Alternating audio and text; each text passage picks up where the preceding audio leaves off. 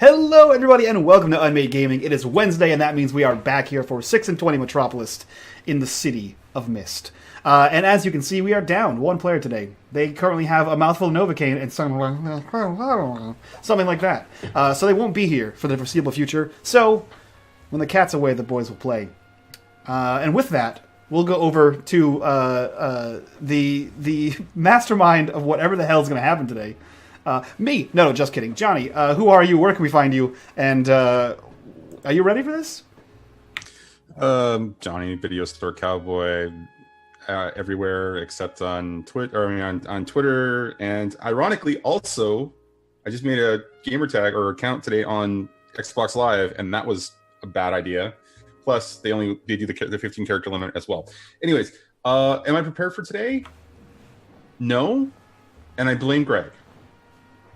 That's fair. I blame Greg for most things in life and in this game. Speaking of which, Greg, who are you? Where can we find you? And who are you playing today? I'm Grimjack21502 on the Twitches and the Twitters, otherwise known as the convenient scapegoat whenever you don't prepare for your campaign. So, really? Oh, really? Jesus, fuck you, buddy. You know what? Shots fired. That's it. I quit. Hey, Lazarus shots wins. fired. That's I right. saw a warning shot across the bow and I returned fire, right? Isn't that what we do? Too close for cannons. We're going at guns. Oh, man. Goose, what do you see? Okay, anyway, I'm playing Gephardt Caparelli tonight. Straight shooter, this Gephardt Caparelli. He's leading his minions, Malcolm and JP, down the straight and narrow. So we should be able to... I mean, hey, he's either Egg Shen or Lopan. You guys decide which. Let's get to it. David Lopan.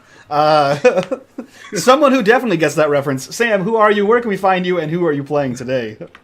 I'm Sam. Twitch.tv/Wisn'tFool. Twitter @TheWisn'tFool. I'm doing good. I'm excited. I'm playing JP.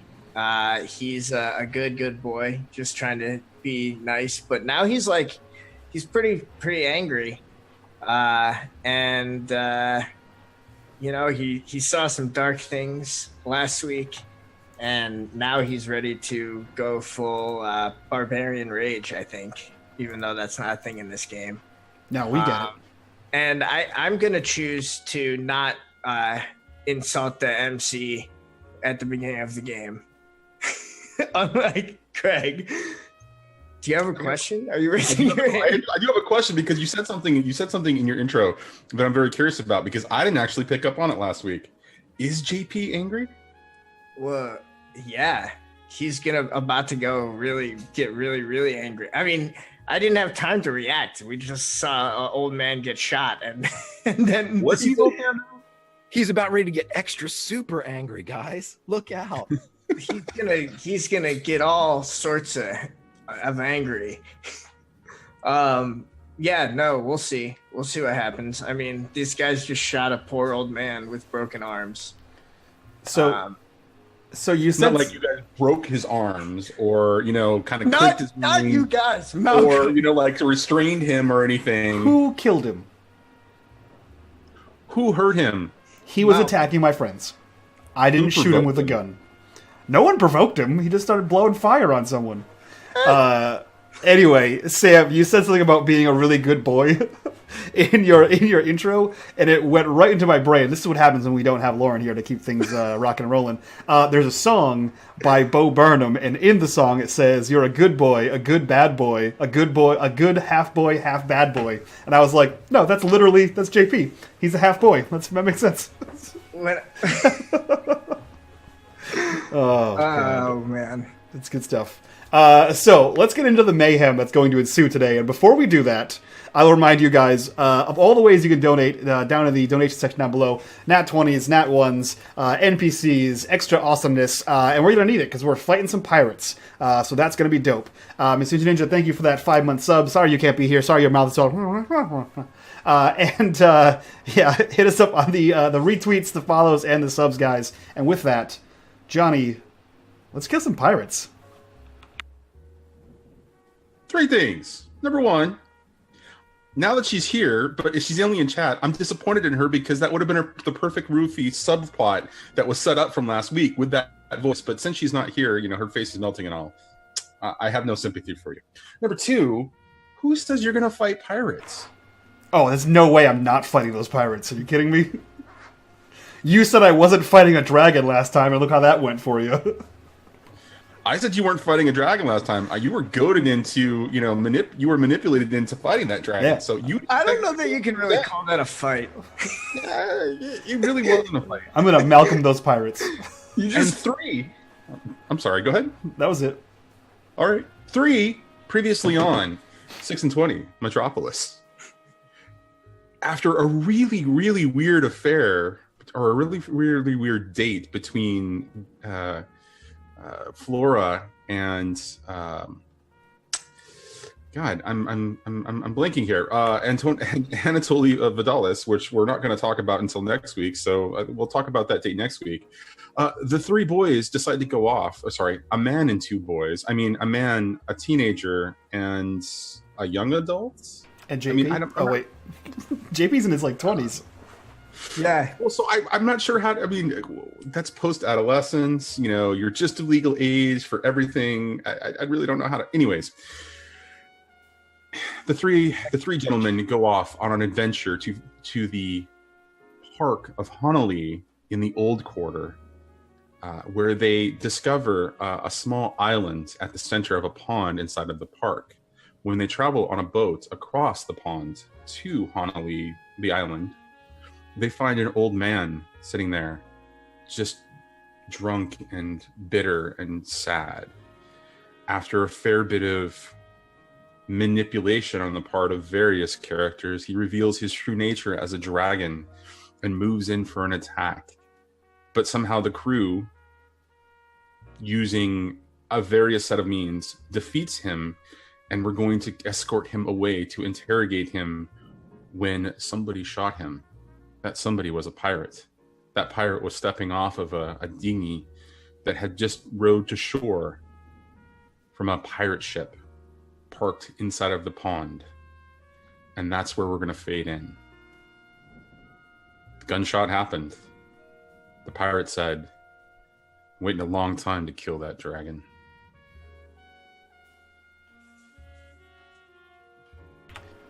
Malcolm pauses for a second for any adult to interact before he jumps in and fights a pirate. JP is gonna slowly put the old man down because he's probably got blood all over him. He was holding this man who got shot. It was a black powder pistol, so yeah, that would have been pretty messy. It's probably everywhere. So he very slowly puts this body down. Is JP wearing his gi? No, I think he's pretty just messy. wearing normal clothes. I think, yeah, because we just went here on an adventure, so he was just wearing street clothes. Okay.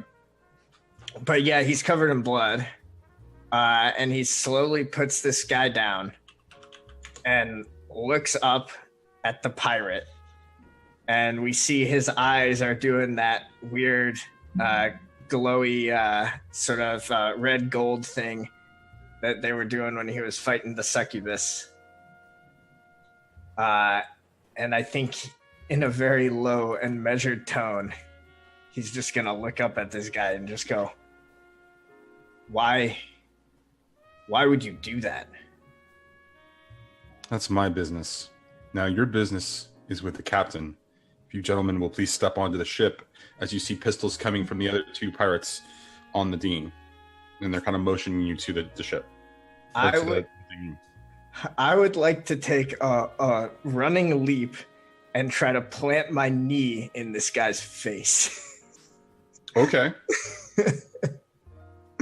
Okay. So what is that there? Is that I'm hoping that's a hit with all I've got. Well, you're not going to catch him off guard, but if you can sell it to me the right way, I'll give you the hit him with all it's got, because otherwise it's probably going to end up being going toe-to-toe or even potentially face danger. Sure. Because you do have 2 other pistols pointed at you right now. Basically, this is JP it's like the JP version of somebody throwing like a flying knee, right? But since JP has superhuman strength and jumping, he can literally like horizontal leap from like a very far distance and still make this work. So he's literally basically like from standing, taking like one step and just leaping towards this guy to try to knee him in the face. Okay. Then roll it that way, because that seems like a fair argument. Cool. We're going hit him with all you got. I believe my applicable tags here are high flying leaps, supernatural strength, defiant charge. That's 3. I think this is a little bit impulsive for a weakness tag. Okay. And then I think probably martial arts, striking. What is that? That's 4. Yeah, I'll do that. That seems good. Where's your impulsive weakness tag? It's hard to see because I have 2 weakness tags in that box. So you know, they've updated the character sheet, and it's a shitty update, but they've updated the character sheet so you can now add more. Yes. Weakness and power tags. All right, I'm gonna fix this, but I'll roll first. Yeah, totally. Here's the one other thing, though. I have another question for you. Do you think naive works in this situation as well? I mean, impulsive is this is you definitely showing something that you haven't done before, right? Which is you are clearly jumping in full force. You're going for it without, trying to have a conversation or negotiate, right? You are legitimately being impulsive. Has JP ever experienced pirates before or dealt with anything like this before? That just, this is like, I mean, you basically just fought a dragon. So there's a fair bit of like, oh shit, what's going on here, right? I'm just wondering if that also becomes applicable as well as naive. Yeah, but naive is like a lack of judgment or wisdom. Like, I think JP would be extremely confident in his ability to. But he knows absolutely nothing about who he's attacking. So that seems why it seems naive to me. I mean, it's impulsive, absolutely. He's jumping in first. I'm not gonna call out naive. I think it's up to you. I mean, I definitely think that like when you compare this to some of the things that JP has taken on, pirates seem pretty mundane. Yeah, so it could be like even that he's being naive and thinking that this is like no big deal because these are just pirates. What's that compared to fighting Thor 2 days ago? Yeah. You've never met these pirates before. You don't know what they have. Right. So I think it's a valid argument.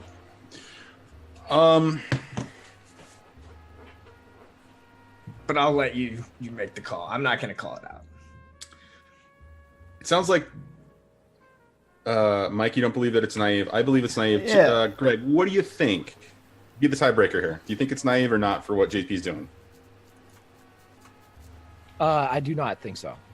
I think he has enough seasoning at this point that he'd be okay. Yeah, I mean, like, if you look at the definition, it says showing a lack of experience, wisdom, or judgment. I think he judged correctly that he's going to fight these things. Like, he's fully aware of what's happening, and he's very well experienced at martial arts, so he has the utmost confidence in what he's going to do, but it is impulsive, for sure, to do that. It is impulsive, but it also is just a lack of judgment, because he's jumping in. This is the first time in a situation... Granted, it is impulsive, right? He's reacting immediately. Every other instance, JP has shown good judgment and, kind of held back a little bit, right? He's approached every situation in a way that, and I'm going to go with since Greg was the tiebreaker, I'm going with this. I'm just explaining why I think naive makes sense based on what you just described, right? He's showing a lack of judgment here by not assessing the situation and being cautious. So, regardless, roll it. Let's see where we end up. Let's do it. Come on. Great success. All right, so tier pass power. So that's, you got a tier 4. So you're going to hit him pretty freaking hard. There's going to be some mitigating factors that will reduce it, but we'll talk about that secondary. What are the 2 things you want to do, since you're moving very quickly in first in this situation? Oh man. Question: where is the boat in relation to them? To this dude? probably a good 100 feet out into the pond. All right. What I'm gonna do is I'm gonna get them good. So I'm gonna take the +1 tier, and then I'm going to secure a superior position. And the way I'm doing that is that as I collide with this guy with my knee, I hit him so hard that I toss him into the water. You're basically hitting him so hard you toss him to the water. So that's what? Secure a superior position. So that's secure position. What's your second one then? Oh, get them good. You're gonna get them good. Okay. So you're basically knocking this guy far back, and he just goes flying into the water, right? But as you do that, shots are fired. Face danger. Cool. All right. It's time to find out, guys, whether JP can get shot.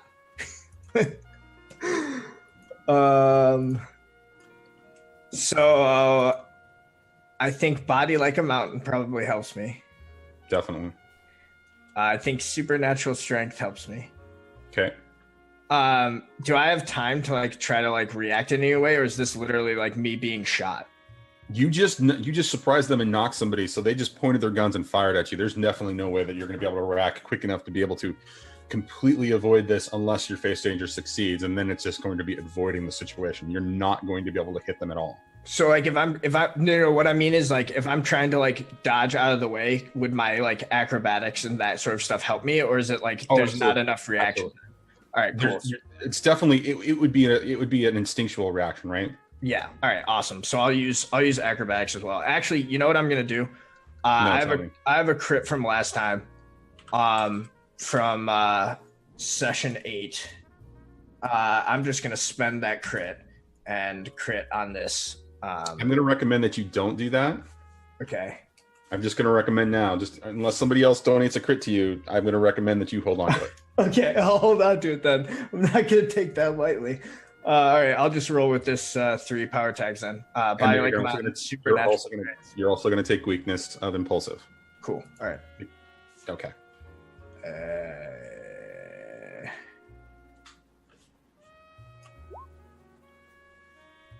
Great success. So this is dynamite for me. Okay, go ahead. I need to actually look up what the dynamite results are. Okay, so while you're doing that, Gephardt, Malcolm, be prepared to step into the situation for whatever you're going to do. So, I hope you guys are prepared because this is about to get fun. Yeah, if you want to jump to them, I definitely don't get shot, but I'm pretty sure I can reflect it back at them. But I just want to make sure. No, because I think a big part of this is JP's the resolution of this probably will motivate or shift the narrative for them a little bit because you basically did this. You surprised everybody by initiating this action. Would be my assumption. Okay, so if your move is dynamite on a 12+, you avoid the stash completely and choose one. You reflect the status at your attacker or otherwise use it against them. You give your attacker an appropriate status of your choice with tier equals tier of the original status. You bolster your defenses. You take an appropriate ongoing tier 1 status of your choice to describe your improved defense. So it sounds like you don't think that the narrative makes sense to reflect it back at them, which I think you definitely can do that. I just think that if you reflect it back on them, that changes, that will affect or change the way that Mike or Greg are going to potentially play what they're going to do versus you just being defensive. I guarantee you, if JP reflects both shots and those shots go back to those 2 pirates that just fired at him and either incapacitate or wound them seriously, Malcolm may run in for the finish, but he's going to be a little bit upset that he didn't get to kill anybody, and do it, all on his own because he's Malcolm's a big boy. He's a big boy. So I think what happens is like these guys try to all shoot at me, and JP is like able to like duck and dip out of the way, and like one bullet like kind of pings off his shoulder into one of them, and the other like ricochets off like his ribs into another. But because his body is so tough and hard, it is phrasing. It can't hurt him. Bullets are no match for JP. So I'd like to reflect it back at him to give them a tier, whatever they would have given me. Tier 3 wounded would have been what it was. So both of them take big gashing, shots of black powder balls shots, and they both kind of drop to the deck or the inside of the boat. As you can see, both of them are trying to scramble to reload their guns, even though both of them are shot. Who wants to go next, guys? So the second JP leaps forward, Malcolm's face kind of looks in shock, and then he immediately looks to Gephardt because he just got yelled at by Gephardt the last time and was told to do what Gephardt asks. So he looks at him, all excited, and you can see his eyes going back and forth between the pirates and Gephardt, and he's kind of waiting for him to just give him the nod.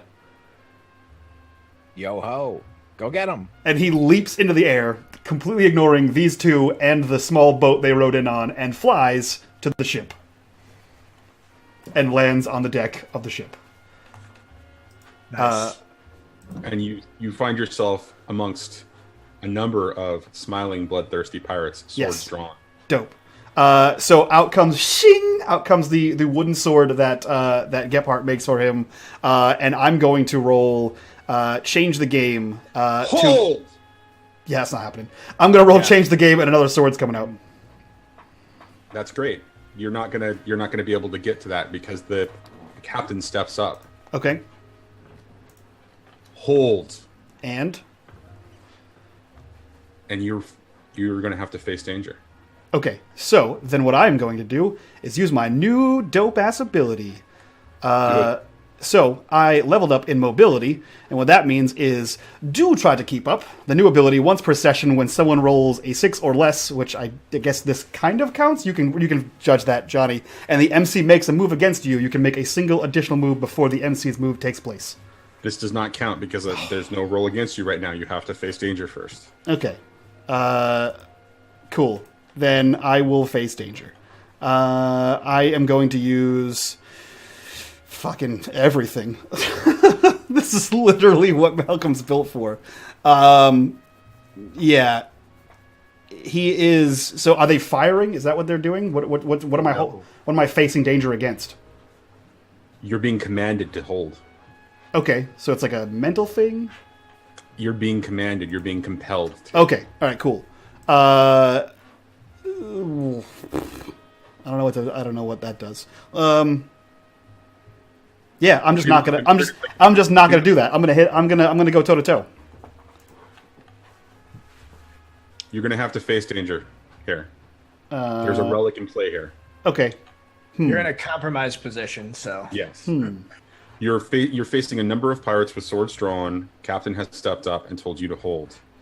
There is a relic in play here. You can either face danger or you can go toe to toe, but you're definitely going to take some damage regardless. Oh, that's fine. Yeah, that's totally fine.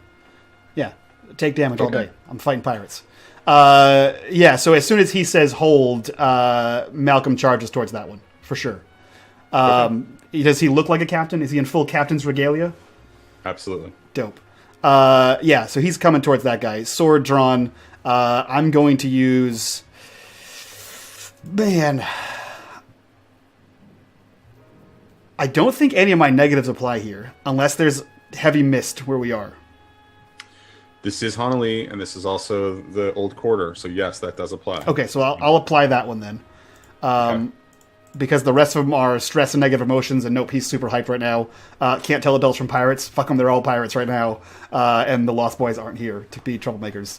Yeah, so I'm going to use Flight. We kill pirates. Bangarang. And I'm surrounded, right? Yes, you are. And uncanny parkour. is Bangarang just a tag for whenever you do stupid shit? Yeah, it's whenever he does. It's whenever he does awesome things. I would also argue everything's a game, but I'll leave that one off. All right, cool. So that's 4 tags and 1 weakness. So I'm gonna go toe to toe with these guys. Ka-chow! Great So success. face danger, but still a great success. No, I'm taking the damage. Oh. Yeah. Malcolm's not concerned with the so whatever this guy does, he does. So great success. Choose to. I'm going to attempt to block, counter, or dodge their best attempts. So you block, counter, or dodge his attempt. Yeah, because he's the one I'm focusing down on. Yeah, for sure. Okay. And then I'm going to get him good with a status 3. I just want to be like hooked. No, so status 3. Slashed. I don't know. Status 3 gets reduced to a status 2 because he moves quickly as he's got his rapier blade, and he kind of comes out, and so you kind of slash him in the arm, and he's cut. So we're gonna go cut status 2. Yep. But he moves and dances out of the way and holds his sword out as the rest of the pirates begin to kind of move up towards you. But now you're in a superior position because you're standing on, maybe like the side, railing or whatever, or you're standing on something that kind of leads you on top. Yeah, so like wherever they were, so I imagine they're like on the boat, like so where the captain's quarters doors open, and like the helmsman is behind them. So if Malcolm's flying towards this guy, he basically flies and like is hitting him while he jumps over him and like lands where the helm is. So he looks like a badass. Right, and so that as that happens, the rest of them begin to kind of move in, and then we're going to cut to Gephardt. Okay, so the 3 on the beach are engaged with JP, correct? 1 is knocked out in the water, and 2 are reloading their pistols right now, and they have their wounded status 3.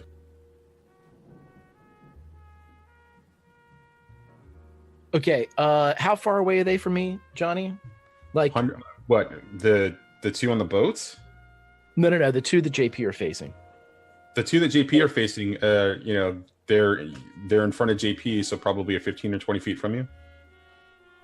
Okay, and the body of Puff, at my feet, right? Yep. Pretty close. At your feet. Yeah. What I am going to do is, do we know what our crits are, guys? Do we have a list of those? I've been keeping track of mine. I have one from last week. I know I have at least one. I thought I had more than that, but I know I have one. You definitely have one from last week. Yeah. What I want to do is use my ability I haven't had a chance to use yet. Now that Puff is expired, I assume, no longer breathing, Gephardt is going to Game of Thrones this shit as he leans down and touches Puff, and he is going to use resurrection of the organic and bring Puff back. This is a change the game? It is a change the game, yes. And you're going to use your crit on this? I'm going to use my crit on this. Yes. I don't recommend you use your crit, but okay. That's your choice. Well, I want it to work, so. It's okay, because I'm going to use my crit from last week, and I'm going to have it fail. I'm going to have it fail in an interesting way. It's going to work, but it's not going to be completely what you're expecting. So describe to me what you do. What comes back? What are you expecting to come back? What happens is when Gephardt would resurrect a previously, or still organic material, but a previously living creature, and he resurrects it using his ability, it becomes an automaton for him, a zombie, if that's what you want to call it. So he was going to bring back Puff, very similar to the way that it occurred in Game of Thrones, and bring back my own dragon that's dead and likes me the most. That's what he's going for. So he reanimates, and the old man kind of rises up, but his arms are still broken. Yeah, at this point, he would reinforce those with the wood that he had collected from the forest behind him, and it would just kind of coalesce around him, and he's not going to feel pain, so to speak. So, well, sure, okay. And so he stands up, right? And so You've changed the game with that. Do you want to do anything else with him at this point? The failure hasn't come into play yet, so. We're gonna just walk off into the woods. Is that okay? I can do that, right? I Really? just feel like this took a weird turn. Okay, sure, why not? Whatever. Back to JP. Well, JP's, I think, becoming too consumed with his mythos and feeding this rage inside of him to notice his good friend Gephardt just bailing on the disaster he caused. So these guys are loading their guns still, right? They're trying to. All right, I'm gonna try to freeze them in place and buy myself time to change the game and clone myself and make more JPs. Okay, sure, why not? Okay, so I think the body freezing spell helps because it's buying me time. Okay. Use my replication tag. Okay. I think Will of Iron probably helps me when it comes to creating clones. After all we've learned about like the clones splitting off and everything, Okay. keeping tight control helps.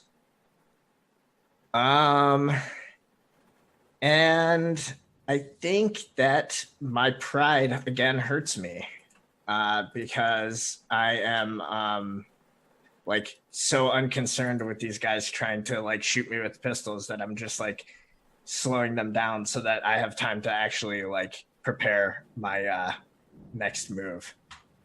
Okay. I'm basically just not caring about these guys at all. Cool. I will try to change this game. I will fail.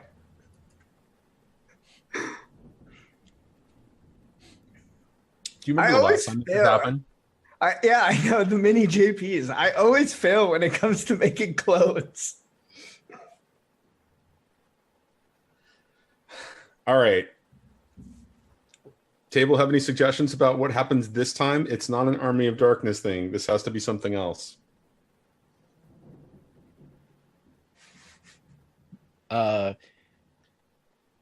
They arrive dead. No, because then you're going to try to change the game and reanimate organic matter. We're not doing that, Craig. I'm not giving you more toys to play with right now. What do you mean? What? I'm not sure if clone How JP. dare you? I'm going off mic. How dare you? Man, the last time they showed up all like as Tiny and aggressive. little angry JPs. How did you create them? What do you mean? Like, what did you physically do to create them? Oh, JP, when JP creates his clones, it like looks like he's just kind of focusing, and then like hairs kind of like start like as many hairs as clones are created kind of like fall off of his head and then like poof into JP's. When that typically happens, when it's successful, what is the process of how they form when the hair falls off? I'm just curious. How do you envision the hair falls and what the JPs form to be clones? I'm imagining it's like you have like if it was a shot in a TV show, right? It would just be like the slow close up of the hair like drifting through, and then we would just get a puff of smoke, and then it would just be like a duplicated JP. Okay. So the hair begins to fall down. It gets lower than you would expect, right? And they poof, and all of a sudden there are naked baby JPs around you, 4 of them, and they're kind of looking around, and then all of a sudden you hear, "Wah!" and they start screaming and crying. And Malcolm, from a distance, you hear the cry of a bunch of babes. Not What his are you problem. doing? Not his problem. Babies are weird and gross. That's someone else's problem. So he is well, not surrounded anymore. He's on top of the helm, And there is how many does it look like? Give me a rough number. We know Malcolm's counting skills, but how many other pirates look like they're on this ship? More than one. Okay, good. Because he's rough counting skills. Yeah. Can he count on both hands? He can count on both hands at least, and toes. There's at least this many. Okay, cool. There's at least that many. I'm pretty sure it's 30-teen. 30-teen? Yeah, 30-18. Okay, cool. Yeah. So, what are they armed with? Are they all swordsmen as well, or do they have their flintlock pistols out? Some of them have pistols. Some of them have other implements from around the ship. They're moving in to try to corner you. Okay, cool. I am going to change the game. I think that's what I'm gonna do. Maybe not. Yeah, I'm gonna change the game. I'm gonna use shadow manipulation. We kill pirates. I think Bangarang is just going to be the go-to for this entire fight, because when am I going to fight pirates again? And everything's a game. And what he does, because he's on top of the railing by the helm, is he raises his hands up, and then he slams his hands down. And what I want to do is all of the men's shadows just grab them and yank them to the ground. Kind of just bashing them into the floor of the ship. Is that change the game, or is that a hidden with all you got? I'm creating something, so I'm not entirely sure. It could be both. With the power attack shadow manipulation, yeah, it seems to me more. It's not. So is this the kind of thing that's going to persist? You can create a status with them, but you can also create a status using hit them with all you got. That's true. The thing about change the game is it's more about affecting the situation for the next thing that you're going to do. Yeah. Or for somebody else in the scene. Okay. Yeah. Then I'll do hit it with all I got. That makes sense. Okay. All right. Cool. So, kapow. Mild success. Okay. Cool. Yeah. So I'm gonna get many of them. Okay. So many of them are afflicted with tier 4 minus whatever MC bullshit you have hiding in the wings. How many of them do you think that would affect? I don't know. That's super vague. If we're gonna say all of them, I would say all of them but the captain. Well, the captain's definitely not going to be affected anyways. Again, the relic is coming into play here. Yeah, I would say the crew maybe. I don't know how many many is. Can we get a Google result on many? No, we're just gonna go with it's going to affect the crew, but not the captain, right? Okay. So they all, in various situations as they're moving forward, they all get kind of pulled and thrown to the ground, and they all take a temporary status of 4. Prone seems like the right. I mean, prone would be the word that I would use, except that it's a tier 4. Yeah. So it's almost like. I mean, we could call it tier 4 faceplant, because basically they're just getting the rug yanked out from under them, so they're just eating deck. Absolutely. And so all of this kind of happens all at the same time, right? And they all kind of stumble. A couple are on the stairs, a couple are on that upper. Is that called the poop deck? Nope, the poop deck is the main deck. Okay, I don't know which. All right, I'm not up on my terms. Anyways, so they move forward. Okay, and so the just in various states across the couple of decks, they go down, but the captain moves in and takes another swipe at you with his blade. So you're going to have to face danger. Okay. I lost my character sheet. There it is. So the captain is attacking me. These guys are all on their ass or face. I am facing danger with.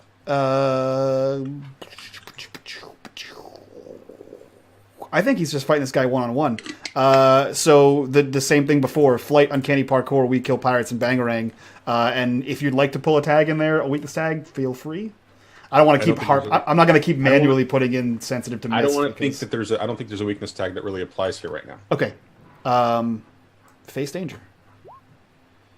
Great success. Okay, so he kind of swings in and swipes you a couple times, and I imagine that you just kind of hop up and like kind of dance on his blade as he sweeps back. Oh and yeah, forth. he's Like, full on. Well, you hop. so Malcolm is full on sword fighting with this guy. He's just not on the ground because I assume this person's adult size and Malcolm's maybe 5'2". So he floats up to adult size and he's just full on sword fighting with this guy while kind of flying around and using that to be extra agile. Okay, and so we're going to cut back to Gephardt walking into the forest with his reanimated doll. Dragon. It's a dragon, Johnny. It's a doll. It's in human form right now, so it's a doll. Oh, that's your thing, man. But otherwise, it's a dragon to me. So what Gephardt is going to do is once they're inside the cover of the forest, Gephardt has already, with the narrative of last week, he had animated two of the trees that were closest to be ent-ish. He is going to change the game, and he is going to go full ent. And to do that, he is going to take the two trees that he had ented, and they are going to become his legs, and the branches are going to become Gephardt's arms. And I'm going to Voltron the shit out of this place, as I am going to Dinotherms connected, infracells up, mega thrusters are motherfucking go. I'm going to go back and help my boy who can't make clones of himself, and help Malcolm, who's sword fighting a bunch of sailors, which we all know sailors know how to sword fight. So let's do this. I have a question Chop, chop. first. Based on your description. Yeah. Is int a noun or a verb? Whatever makes the role work for me is what it's going to be. So. Okay, fair enough. All right. So why don't you go ahead and change the game there, buddy? So before you roll, Greg, I want you to know that Lauren gave a sub crit to Critical Woody, or a sub gift to Critical Woody. So that is there's a gifted sub for a random Critical Wood. So you changed the game with a crit. So that means that's at a 3 power tag. Great success. That means you get 4 juice to spend. Spend that juice. Okay, I want to juice it up to give myself the story tag of Wood Voltron as I become Wood Voltron. I'm the Black Lion Wood Voltron. Voltron. Right. Yes, that's what we do. And I am going to sashay my woody ass over to the guys that are giving JP a rough time and give them a stern talking to by means of killing them. And I am going to fucking crush them with my big wood arms that I now have. Hold on. You're changing the game here, guy. You got like 3 juice to spend left. Spend your juice, or say you're holding them, and then you're going to make a roll to kill them, okay? Because you're getting all excited. You're like, I'm Wood Voltron. I'm going to go fucking... It's like, no, dude. You got to roll. Or spend some fucking juice here. I talk until you tell me I can't talk anymore. Then I stop, and then Greg, we do McKee. Stop talking. Shut up. That's all I need to know. See? You got to rein me back in, Home Slice, and then I'm ready to go. You Wait, could so send your your other other Voltron, or would it be Woodtron? That's Mecha Wood. Yeah. Is it Mega Wood? Yeah, Mecha. Oh, Mecha Wood. Yeah, Okay. like Mecha Godzilla, but made of wood. Yeah, well, Woodtron's all right, you know. No. I think Mecha Wood is much better. I was just looking for some word play on words that would make phrasing even more funny and difficult. But anyways. Oh, no. Okay, so here's what I want to do. I created the story tag of Woodtron. I would like to prolong the effect for this entire scene. Okay. I would like to. I'm going to give a status to JP. Okay. Can you create a second story tag that's wooden rockets? Yes, I'd like to create wooden rocket. Can you write me on paper specifically on how wood What rockets the would propulsion unit of wooden rockets? It's easy. It's magic. They're propelled by Malcolm, obviously. Oh man. Or does this thing like grow wings on the back and it just like flutters like a fairy? Oh, God. Okay, here's what I'm going to assign. Can I assign a status to both, or do I have to use a juice each to assign a status effect to these two? One each. To assign a status effect to what? To who? I'm going to the status effect that I'm going to assign to each of them does not hurt them at all. Okay, and the status effect is as follows: buried up to their neck in sand. Oh, you're talking about the pirates. Yes, the two that are facing JP. The two that are facing JP are currently reloading their guns, and they're in the dinghy on the water. So, are you pulling them out, and then you? Okay, status. I'm going to assign a status tag to both of them. Okay. Visiting Jones. Can I do this? Well, Make up stuff until you get it right, GJ. Okay. no, I need you to explain how you get to that particular description. Like, how does that story tag come into play? Like, narrate it for us so that we get there, basically. Okay, sure. Fire the wood rockets into the boat. Right. No. Okay. Mulch-tron is the corner. He is walking along the beach. About 100 feet tall, or whatever he is now. And as they get off in their dinghy and they're reloading their boats, the dinghy folds up like a fucking burrito and sinks into the water, because that ain't a plastic dinghy they're riding. It's going to cost you 2 juice to do that because there's something in that's on the wood. I mean, that's on the wood. It's Malaysian cork. No, because it's enchanted. It's already enchanted. Okay. So as you're trying to manipulate it, you feel its resistance, that it wants to hold its shape, right? And so you start singing, or you start doing whatever it is, however it is that you talk to your wood, however it is that you kind of touch and manipulate your wood, you express. Sometimes in a deep voice, sometimes with just the So- language of passion. Just the tip. You have to throw in a little Barry White into this whole thing, right? You have to give it a lot of love and just kind of attention and affection, and eventually it just the beat starts happening. Wow! Wow! And so you feel the wood is resistant at first, but eventually it just kind of moves around them and wraps and kind of sucks them into the water, and they get all wet as they get drenched and get pulled under to Davy Jones' slot. Yeah, they do. Yeah, they do. So can I just say that chat is losing their mind right now with this fucking. So I think we have an official name for it. It's Mulch-tron, like mulch.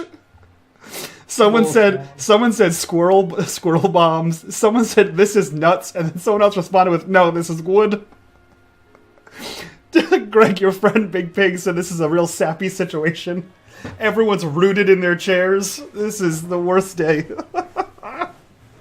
Hey, Oh, man. that's why I'm here, right? So, Mulch-tron, Wood-tron, whatever he is, everything sinks down, and he will look down at JP, and in a tinny, robotic voice that is created by a series of horns and megaphones created by the wood that's around his mouth, he says, "What should we do now, JP?" All right, Bane. It's hard for JP to actually hear you because there's 4 crying babies surrounding him, driving him nuts. Also, I killed him. Also, JP's like full on losing his mind. So I think he like looks up at you with his burning eyes and like this like horrible grimace. I think maybe his canines are like a little bit extended out in this kind of like bestial fangs, and he just like looks at you for a moment, and then he's gonna take a leap, and he's gonna try to do something really stupid, but also hopefully cool. I'm gonna try to leap in the air, and That's not hard for JP. He's done that before. What's so daring and bold about this particular move? so I'm leaping in the air, and then I'm going to come down, and I'm going to try to axe kick this boat and try to split it in half. I'm going to try to destroy the boat by jumping up and then coming down on it like a ton of bricks. Phrasing. Boom. Which boat? The actual ship? Yeah, the pirate ship. You're going to try to sink Okay. All right. That's all good. Go do it. I gotta see. JP is trying to use his body as an artillery blast right now. Right now. Cool. I don't know. What is this? Hit with all I got, take a risk. I think it's going to be take a risk. I think this has changed the game. All right. I mean, the reason I agree that it could be take a risk because you're jumping, but you're not actually jumping into the fray of something. In the sense that Malcolm has already taken care of these guys, you are trying to basically affect the ship and its capacity to do what it's doing. So the only reason I would say take a risk is because he knows full well Malcolm's on the boat. Oh, I was gonna use that weakness tag. Don't you worry. Oh, okay. So I will try to change the game here. So I definitely am gonna use the weakness tag. If you aren't behind me, I can't protect you. Okay. Malcolm is definitely in the line of fire here. Okay. I will use Defiant Charge, Supernatural Strength, High Flying Leaps. I think Body Like a Mountain helps me in that if you drop a mountain on a boat, it's really bad. And I got to imagine this is at least slightly intimidating. How is this intimidating? He's being impulsive, right? I mean, yeah, probably. I'm not sure that intimidating is makes sense here. Okay. Because he's doing. I mean, what about this is something that JP thinks that is too much for him? So intimidating is a power tag. Okay. All right. Sorry. I meant it in that like Okay. a person like trying to destroy the ship with their bare hands and succeeding is probably relatively intimidating when you live on the ship. Sure. Okay. Go ahead. Cool. Anything else? I'm at total power 3 right now with impulsive, and if you aren't behind me, acrobatics. Okay. Changing the game. Oh man, that's a really good roll. Mm-hmm. So do I have 4 juice or 5? You have 5 juice. Remember, 5. The first one counts as 2 because of the great success. Got it. Now spin these well because there are factors in play that you are not aware of yet. Alrighty. So, I'm going to add a story tag, which I think is something to do with busted ship, but I'm trying to think of a more poetic way of putting it. Breached hull. Breached hull. Perfect. I'm going to scale that up. Scuttled. Because I basically want it to be like JP hits the deck and it's just like splinters. So I would like to scale that effect up. Mm-hmm. So that's 2 of my 5. I think I probably have to prolong the effect because I want this to be like actual sustained damage to the ship. Okay. I would like to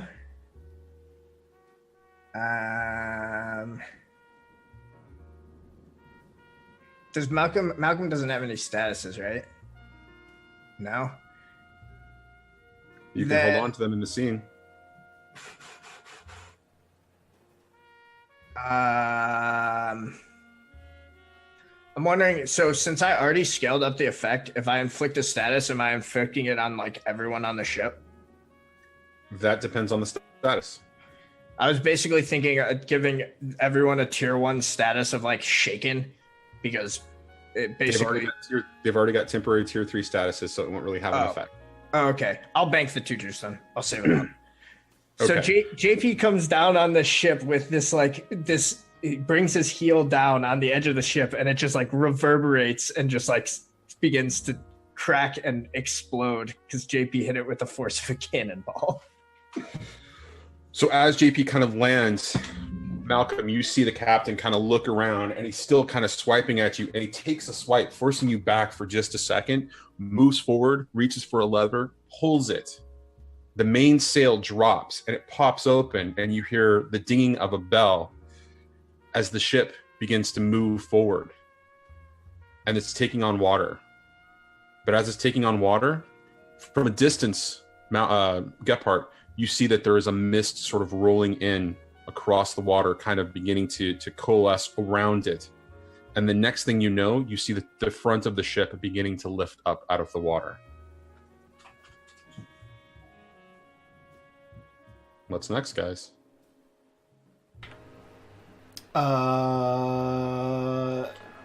What's next is Ginge donates a crit to a pirate named Numbnuts. So one of your pirates, not the captain, but one of your pirates has a has a crit to use. Actually, I'm going to use that in a very interesting way. So great, awesome, cool. Yeah, I think. So there's a hole in the. Where is the hole in the boat? In the center of the boat, near the main mast. Like he went right straight through. He went right straight through, and he's currently inside of the ship essentially, and there's a crack. Jesus Christ! God damn it, fucking Al! I swear to God. NPC to be made named Numbnuts. 1 crit and 1 fail to all active players and DM. God. Yay! So there you go. Keep track of that. Let's get some hype in the chat for Al. Jesus Christ. Cool. So now there's a new pirate named Numbnuts. That's your new pirate. God, all right, Al. damn it. Tell us in chat what Numbnuts' specialty is. What is his deal? I think we know. He's not the captain. I think we know what his specialty is. I definitely want Al to tell us though. So is JP in the water on the other side of the boat? No, he's crashed through, and his feet have basically opened a hole, but he was able to kind of catch himself before he went completely through the boat. Water began gushing in, and that's when the captain pulled the lever, the mainsail dropped, bell came in, and the ship began to move forward as it was taking on more and more water, but the ship is starting to lift up out of the water. Okay, are there more levers? No. Just the one lever. Mm-hmm. Come on, Johnny. Pull the lever, Kronk. I was going to pull the lever. I'm going to attack the captain, I think. Yeah, that makes the most sense. Yeah. I'm going to attack the captain, for sure. With the same things I've been using.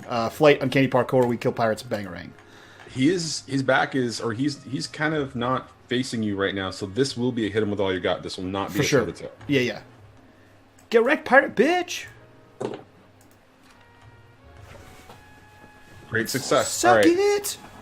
Okay, cool. So, so he immediately gets a status 4. Well, I guess status something less, because I already hit him once before.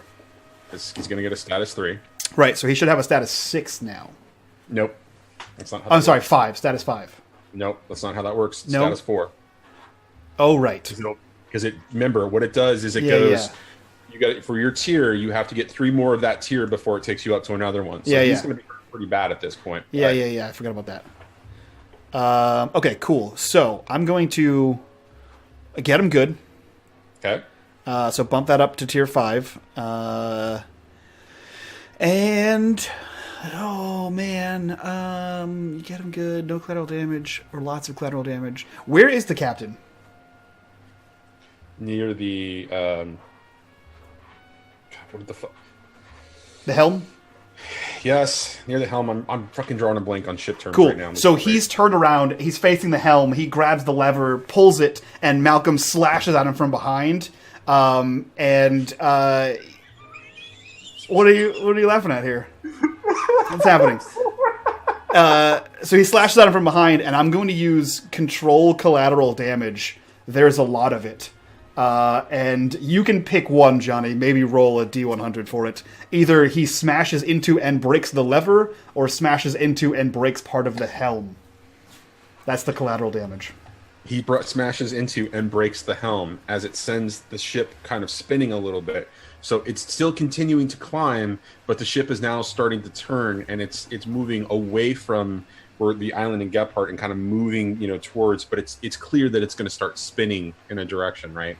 Because the turn starts to happen, right? And it's slow at first, but it looks like as it's rising, it's gaining momentum in the turn as well. And Malcolm yells to him, "Face me, dark and sinister man!" As he holds his sword out. You can see that the captain is having problems as he kind of turns around and says, "I just wanted to parlay, but I'm going to kill you. Well, maybe not you." And he snaps his fingers. And as he snaps his fingers, a little cage appears in front of him. And inside of the cage is a green fairy. And he pulls a gun and he points it at, you will stop fighting and listen, otherwise I will kill her."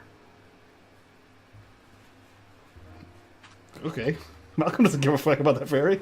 He has no idea who that is. He has literally no idea who fairies are. Malcolm would in his past, given what you told me about his history. Would he, though? Yes, he would. So how would he know who that is, though? So story-wise, how would he have any idea who that is? Because he would have memories of it. They would be... He's not sure if they're imagined memories or otherwise, but it would be clear that he would have memories. Okay. It may be something that, those nightmares that he... some of those nightmares that he had to deal with that he, kind of moved on from, right? But they're still there. Okay. I see what you're getting at. So that ends Malcolm's turn. With this guy pointing a gun at this thing. I'm not going to hog the spotlight here. Oh, you're more than welcome to, because I'm very curious to see what Mr. Gephardt's going to do now. Go for it, Gephardt. Do it, buddy. Mr. G. Okay, so from Gephardt's position in Mulch-tron on the beach here, he sees that both JP and Malcolm are aboard the ship. The ship is beginning to get a sauna-esque mist about its base as it's lifting free of the water, correct? That's right. It's turning, and you can see that the back of the ship is now just beginning to climb out of the water. But you can see that whatever Malcolm did, he did something, and it caused the ship to immediately start to jerk to the left, and it's starting to turn. Right. And so not only is it kind of turning in the water, but it's also starting to bank a little bit as if the deck is sort of pointing in your direction. Okay, so here's what Gephardt would like to do. Gephardt would like to launch himself as his 100-foot tall Mulch-tron self, and he is going to land in the water, take his long Mulch-tron arms, and he is going to grab the ship in two spots: the mast and from what should be the bridle, or the area that the anchor would go into the boat, which theoretically is the strongest point on a wood ship. Mm-hmm. He's going to grab it by the anchor on the outside and pull that sumbitch down sideways. So remind me again where Puff is in Mulch-tron? He's not in Mulch-tron. He's back in the forest. I left his battered ass back there because I didn't need to deal with him at this time. Okay. Yeah, that's a beautiful thing for you to do meta-wise. I'm just going to say that right now. Sure. You're welcome, my friend. So I'd like to do that, and the roles for that, I'm assuming, will be a change the game. Is that a change the game? Well, yeah, he's going to fly, and now he's not, because I'm not going to let it do it. Well, so your ultimate intent is to crack the ship just like JP tried to, right? No, I'm just going to ground it. You're going to hold on to it. Yeah, okay. I'm You're going to not trying to finish the destruction. No, I'm tilting it sideways so the deck goes to a perpendicular, to a perpendicular. So anybody standing on the deck that, say, can't fly or can't jump like the Hulk is going to be in a world of shit. Well, maybe Numbnuts will be okay too, because apparently he's fucking awesome. So we'll see. Quick question for you, Johnny. No, you can't ask me any questions because Greg's trying to change the game here. So wait till we're done changing the game and get to you. Sure, that's reasonable. All right. He's afraid Greg's going to try some last minute fuckery. He's going to be distracted by some last minute fuckery. How I first off, that's hurtful. Greg tries every minute. Every minute fuckery is what Greg tries. Wait. This coming from the guy who loves to derail the game, and that's hurtful? It's a constant source of fuckery, this Greg. I like to think that I'm always just helping, is what I'm doing. I would like to use the following tags. Create from wood, wood everywhere, since I'm in Mulch-tron. Bring creations to life. Bam! I'm doing that right now. That's good. 3. And I don't have any. Hold on a second. How does create wood apply here? How does you said create wood, and I'm create from wood. How does create from wood apply here? Because I'm currently in something that is created from wood. Right, but what is I mean, but how does that apply in this situation? You're not doing anything else. You're not creating anything else in this situation. It's a good try, Greg. Okay. Well, no. Here's how it's going to do. The fingers. No, that's why I'm asking. I'm legitimately justified. Yeah. Narrative. The fingers of Mulch-tron will extend and tendril out, and as they tendril out, they will wrap around the anchor and the bearing of the anchor and the mast and turn everything sideways as he is augmenting Mulch-tron to better fit the current scenario. So he is creating these tendrils from the wood of Mulch-tron. So does 3 sound cool? Or... don't forget, you have the story tag of Mulch-tron. I do. Thank you. You have the story tag of Mulch-tron. All right. And that's change the game. So could you pow? I find that it helps when you give your roll sound effects. We are rolling really well tonight, guys. Guys, this is what it feels like to be Malcolm all the time. So I'm gonna point this out again for that discussion about the move economy. There's never not a good roll typically. This is the way the game goes right now, and so it's very hard to balance these fights for this very specific reason. That being said, change the game here, buddy. What are you doing? Okay, so what I'm going to do is I'm going to create or assign a status. Can I assign a status to the boat? Or this would be listing, keening, floundering. And then I'm going to assign another, because I have 2 tags, 3 tags, 3 Jews, 8 Jews, 12 Jews. What? You have 4. I have 4. Okay, so I'm going to assign... Good. Yeah, I'm going to assign listing to the ship. I'm going to augment that effect, because I can do that, right? Scale it up or some shit with change the game. So the first use is you're grabbing onto it and you're holding on, right? Correct. Second is you're scaling that effect.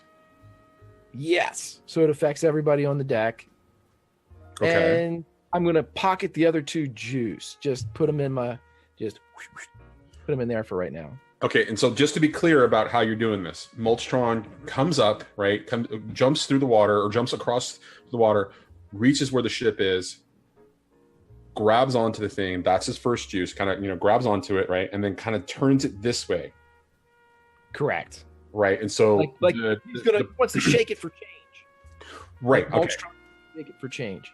All right, so he turns it. Malcolm kind of is able to anticipate this and kind of rebalance himself. I'll let Malcolm describe what he does in that situation. I'm going to spend juice, if that's okay. The feet of Mulch-tron are going to tendril into the sand very deep and root it in place. So if the ship has some gumption to it, it's going to take quite a bit for it to right itself and continue its ascent. So he is going to dig in for Mulch-tron.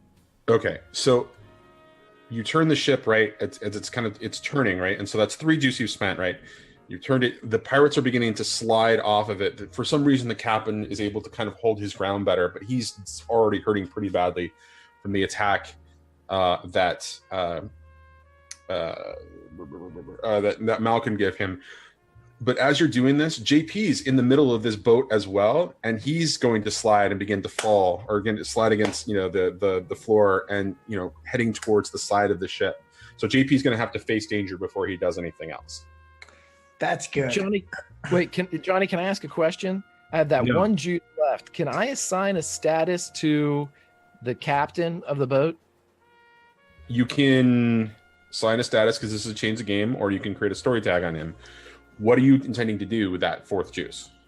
As soon as I do that, the status would simply be this: needs 2 hands to hold on to without falling. So he'd have to drop the cage.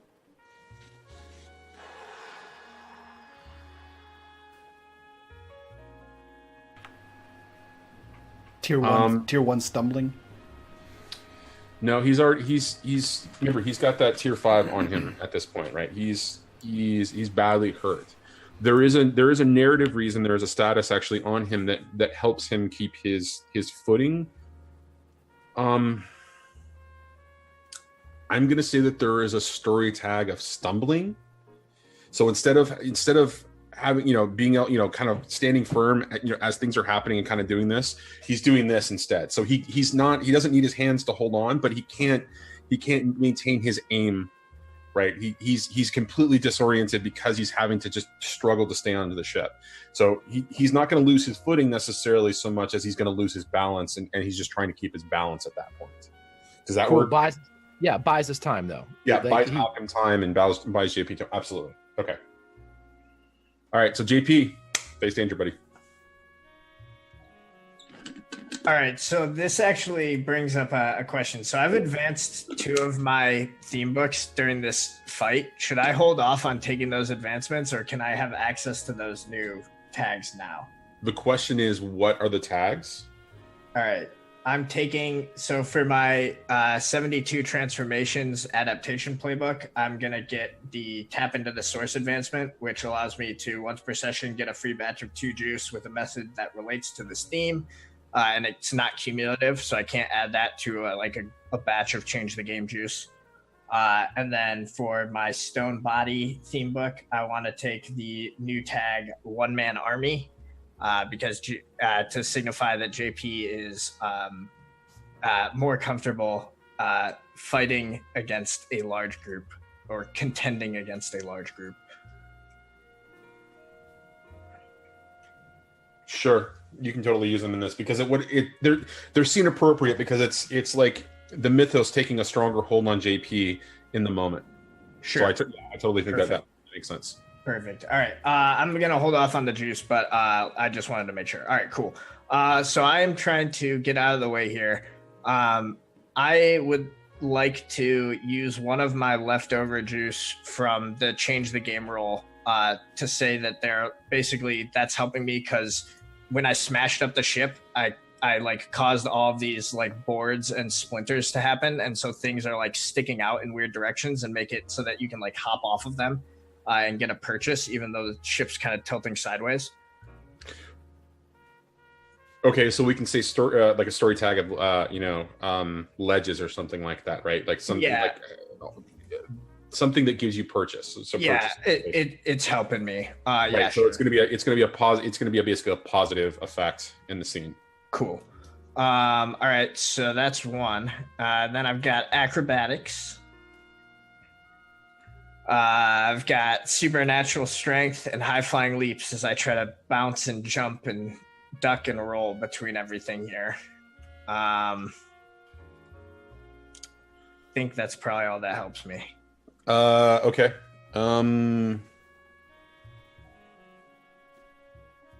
Yeah, okay. I'm not going to invoke any of your weakness tags. Go ahead. Alrighty, rolling with a +3 face danger. Here we go.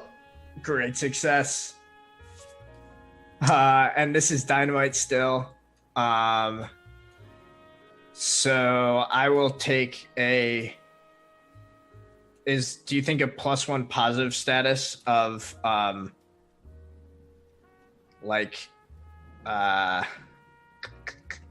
unencumbered would help me? Basically, I'm not tangled up in Gepard's roots. You're not encumbered in his roots? What do you mean by that? I thought part of the reason I was facing danger is that all of these wooden growths are No, you're the ship. The ship is literally turning on its side, right? He's turning at 90 degrees, right? So the deck is like this. It's now going like this. All right, I don't think that you're losing your purchase. You're losing your ability to stand up straight from where you landed inside of the ship, and so that's how that shift would be.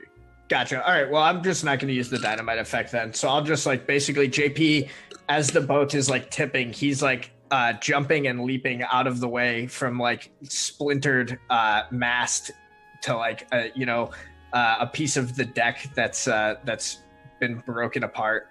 Yeah, I'll let someone else do something. You just faced danger, so Okay. changing. So, but you're still in the scene because you're able to kind of reset yourself. So it's still, the spotlight is still on you at this point. All right. I'm the captain. Is there anyone else like hanging on, or is the captain the only one who seems to be maintaining their footing? The captain seems to be the only one maintaining their footing so far. All right, then JP is gonna just like charge at the captain, and he's basically gonna try to like grab him and like leap clear of the boat so that he's got him like grappled in the air. All right, so as you're moving forward towards that, you're going to have to go toe to toe with somebody, because as you begin to, you hear this, guttural yell as somebody kind of swings in from you as you see this big, burly 30-something pirate by the name of Numbnuts swinging towards you, full force momentum. You catch him at the last second, so he distracts you from the moment. So you're going toe to toe here, buddy. Yeah. All right. So yeah, this like swing comes in, and JP tries to like bounce off of a falling piece of wood to respond in kind. I think my high flying leaps are probably still helping me here, as well as my acrobatics, because I'm jumping around a boat in the sky that's being broken to pieces.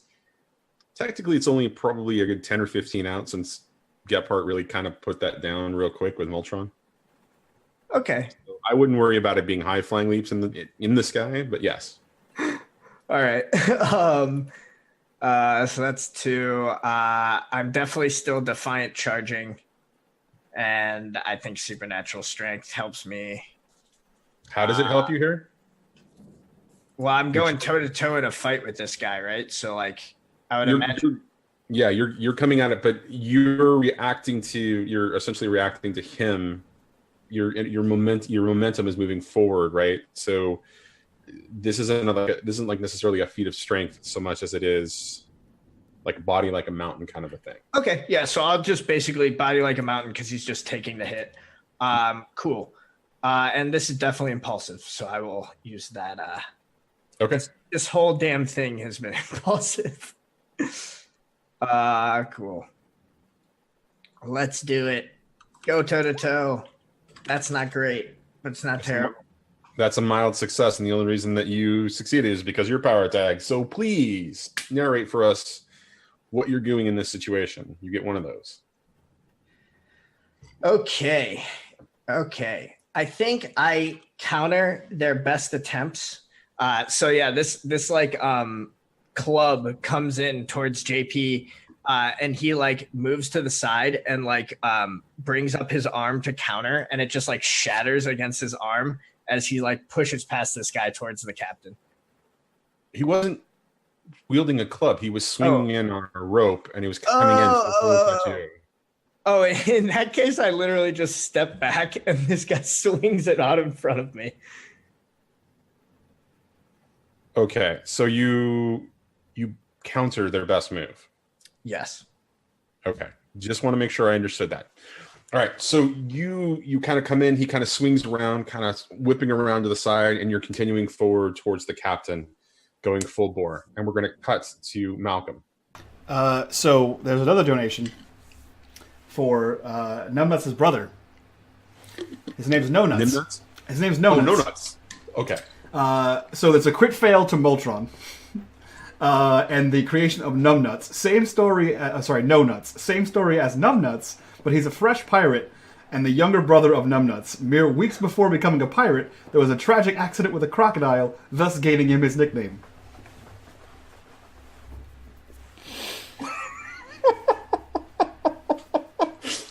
You know what? I'm just going to leave it to Al from now on to counter everything. To create all the NPCs of the games. Okay, cool. Man, I am going to change the game for sure this time. So Malcolm is floating. He's flying, and this guy is still kind of stuck to the deck, but he's kind of wobbly. The captain, right? And he's holding out the cage with the ferry inside of it, and he still has his flintlock to it. He's able to maintain he's able to have his footing, but he's not maintaining his balance. He's unable to take a shot at this point. Okay, I'm going to change the game to my end goal is to free the ferry. I'm going to use a window left open, imagine things to life, shadow manipulation, and my fun new one from leveling up my adaptation, loose shadow. And I think that might be it. I don't want to go ham on there and put it in We Kill Pirates and Bangarang, but I think that's good. Those 4. What's holding you back from Bangarang at this point? Nothing. We'll put it in there. Can I suggest? You sold me. Sure. I'm still on the ship, and all adults are pirates. So I'm not fighting anyone right now, though. Oh, true. Yeah, I'm just trying to free this thing. The only thing I could think of for a negative that might affect this is stress and negative emotions if he realizes who that fairy is or has any inclination, which I'm not sure how much he understands who it is. He just kind of sees an innocent person at this point. So... Does he even really understand what innocent individuals mean in a scene? Yeah, he would understand, like, this person's in a cage and obviously cannot fight for themselves. And the issue with the can't tell adults from pirates is literally as it states, can't tell adults from pirates. This is a fairy, different. What I'm saying is, it's not about a weakness. I'm not asking about a weakness. I'm actually asking about story motivation or Malcolm's motivation. Does he really have an understanding of innocent bystanders in an exciting game? Yes. If you recall back the time that he saved Tiger Lily from the pirates. Yeah, so yes, he understands what an innocent person is in the context of a fight. Yes. Question? I don't ever remember Malcolm ever being around Tiger Lily and fighting. That's fine. It happened a real long time ago in the back of his head somewhere. So if I don't remember it, are you in the back of your... Okay, all right. Yeah, but so yeah, he has an inclination of what innocent person means, especially if they're dangling literally in front of him. Like, if the building was falling apart when we were fighting Thor or Bjorn, I don't think he would have cared about the people walking down on the ground. He wouldn't have thought about that for a second. But if it's a person literally in front of him, I think that would change his mind a little bit. So, yeah, you know what? There's a lot of shit going on. I'm going to put on stress and negative emotions as a weakness. And I'm going to change the game. Fucking great success. Okay, so Malcolm is flying in front of the captain. Do we have a name for this captain yet? I guess he didn't say his name. He didn't get his villain monologue before Malcolm charged him and hit him with a sword. So Malcolm is flying and likely taunting him. And then, like, the shadow extends under Malcolm's flying form, and it just lifts off the deck, and now there's a flying shadow copy of Malcolm, because his loose shadow is now behind the captain. And he reaches over and opens the latch, opening the window or the door in the little cage that the fairy is in. So that's what I'm trying to do. So create or summon new objects, shadow form. Add a temporary tag to an object. Open door is for the cage. And I think I'll just bank those 2 because I can't think of anything else for them.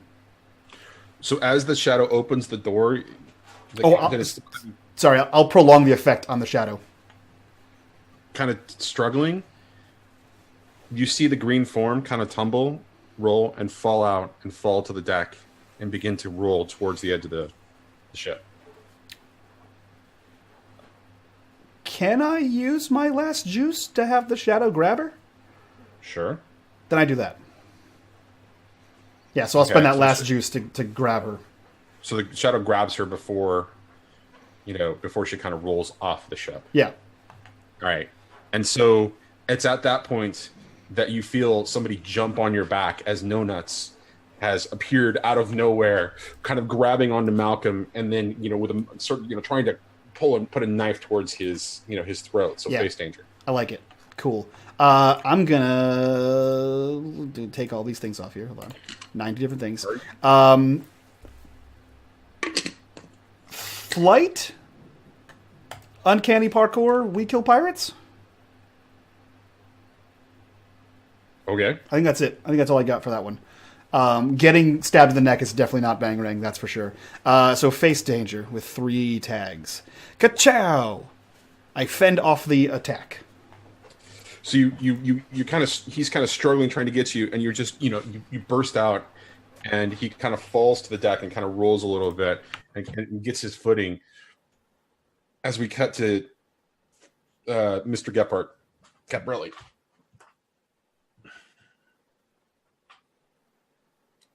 You see all this commotion going on the ship that you've initiated here. Where's the cage right now? Still in the pirate's hand.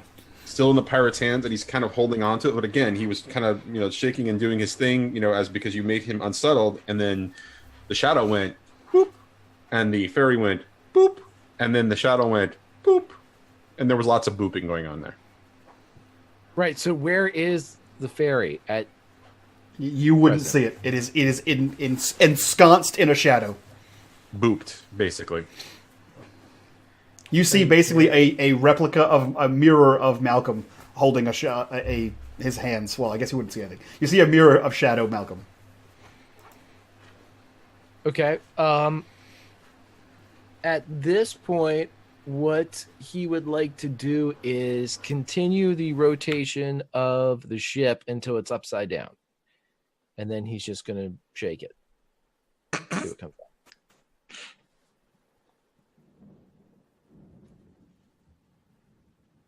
Yahtzee. Good. Solid old guy reference. 10 out of 10. So what are you rolling here? This would be a... I don't know if this is a change the game as much as it's hit him with all you got, because I'm kind of fucking shit up right now. Right? Everybody? Does he... Wait a minute. Wait. When he does this, does he actually say Yahtzee? Yes. Yeah, it's All a right, classic take old man. one story tag. For Yahtzee. Story tag Yahtzee? Story tag Yahtzee. Just because you fucking decided to use that and you described it that way and you went Yahtzee. That's the tag, though. On all of the enemies, they have been Yahtzeed. Yahtzee. Okay, so story tag Yahtzee. He is going to... What are we going to do? Is just hit him with all you got, right? We're doing it. Well, I thought you were changing the game here. Well, no. I mean, that's my question. Changing the game seems right, but I'm affecting everybody. So wouldn't this be like just hit them with all you got and be done with it? Jesus Christ! But if you roll really well, something actually different is going to happen. I'm going to say you that right now, because they're the Yahtzee. If they're all Yahtzee success, there's gonna be a consequence. It's a good one. But it's going to be a consequence. So that would be everything I had before with my story tag of Mulch-tron and Yahtzee makes it 5. And there's no way this is not going to succeed. Okay, yeah, I could, especially after you say stuff like that and try to jinx me. Are you kidding me? With a minimum of 5 plus 2 1s, it would be at least a 7. That's a 14, Johnny. Like I said. I mean, that could have gone either way right there. I have a question for you. Gone either way. You only used 4 story tags and not 5, or no? You only had 4 instead of 5. There should have been 5 there. Oh yeah, it would have been. I had 5 on my sheet. So here's the interesting thing that we noticed. I think it was last night. Just as an FYI for you guys, you have to make sure that you click out of some of the fields. Like if you're adding numbers to the top. I did. Yeah, I did. I made sure the cursor wasn't like illuminated in there anymore before. Okay, all right. Because sometimes that actually fixes that. We discovered that last night. I don't, it's the shitty character sheet, but whatever. Anyways, so describe to us Yahtzee. Like what happens to each of these pirates as they're kind of falling off anyways? You're starting to fall off. Describe Yahtzee to us for us. Well, they tumble. They tumble in random configurations. We're not sure how they're going to land, really. Some of them could land face up. Some of them could land on their feet. Different values for each landing that they hit the water with. But as they are Yahtzeed, one thing is for sure, they are fucking rolled. So as they are rolled, they roll out of the boat, and Gephardt screams, Yahtzee! And yeah, so that's it. They all hit the water, and if any of them go deep enough, he's going to grab them with his toenail tendrils and just hold them down there, keep them feisty. So as this is happening, the Mulch-tron begins to vibrate a little bit, right? Because you've got like these megaphone things that are kind of like able to broadcast the voice, right? Right? You've got these things that are on there, right? Currently it's playing Shaka Khan Ain't Nobody somehow, but it's Mulch-tron is playing. You sure it's not playing Culture Club? I'll tumble for you. I think exactly. I was just going to say that starts to kind of vibrate out as that song begins to kind of emanate out from it, and you hear that all of the vibrations are tumbling, kind of tumbling along. Are you kidding me, motherfuckers? I picked the '80s songs, and it's Shaka Khan Ain't Nobody. Wait. Time out. Are you telling me that you don't like Culture Club? Do you have a problem with Boy George? No, I love Boy George. I love it. I'll tumble for you. I'll tumble for you.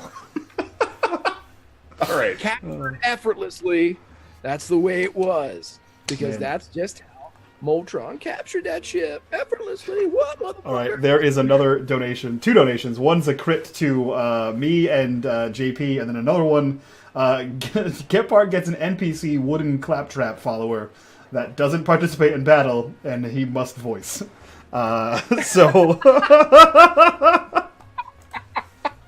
You mean like from Borderlands? Yeah. You just have like a wooden tool chest that follows you around now.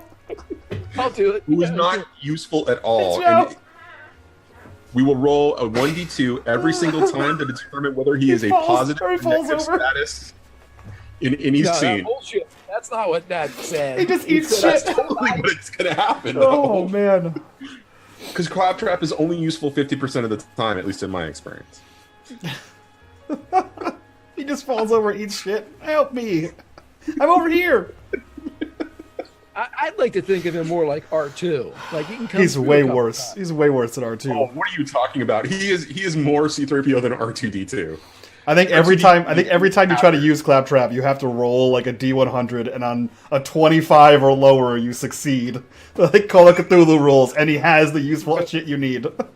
Right, from what I understand here, it's more of a narration thing. Yeah. Just add color. Yeah. Claptrap. No. I think that you know what? With that, how much was that donation? That was a $10 donation. Yeah. I think we should give Gephardt the ability to create a full-on LA theme book from it. Okay. I think that's exactly what he should do. Dope. Amazing. Dope.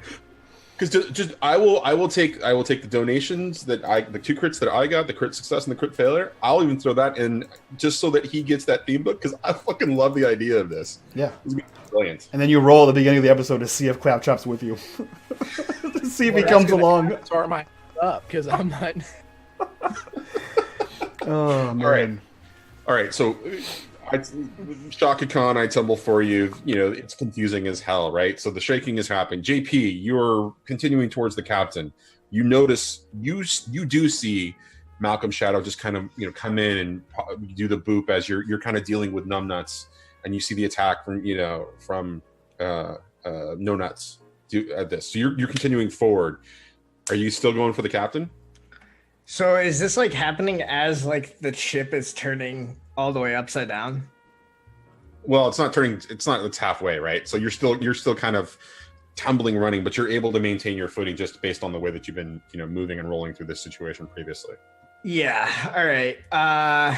Malcolm's got this dude on his back, but JP's in like full attack whoever's closest mode. So yeah, he's gonna keep barreling towards the captain, and he's gonna try to do what he was intending to do before, where he's like basically just like grab this guy and just like carry him up into the air, so he can fight him in the air.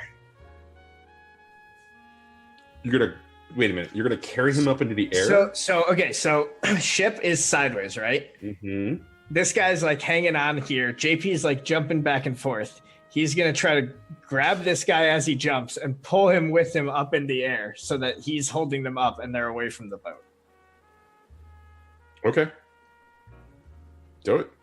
I don't know what move this is. I think this is a hit him with all you got, honestly. Cool. Or if you want to go with something a little bit simpler, it can definitely be considered take a risk.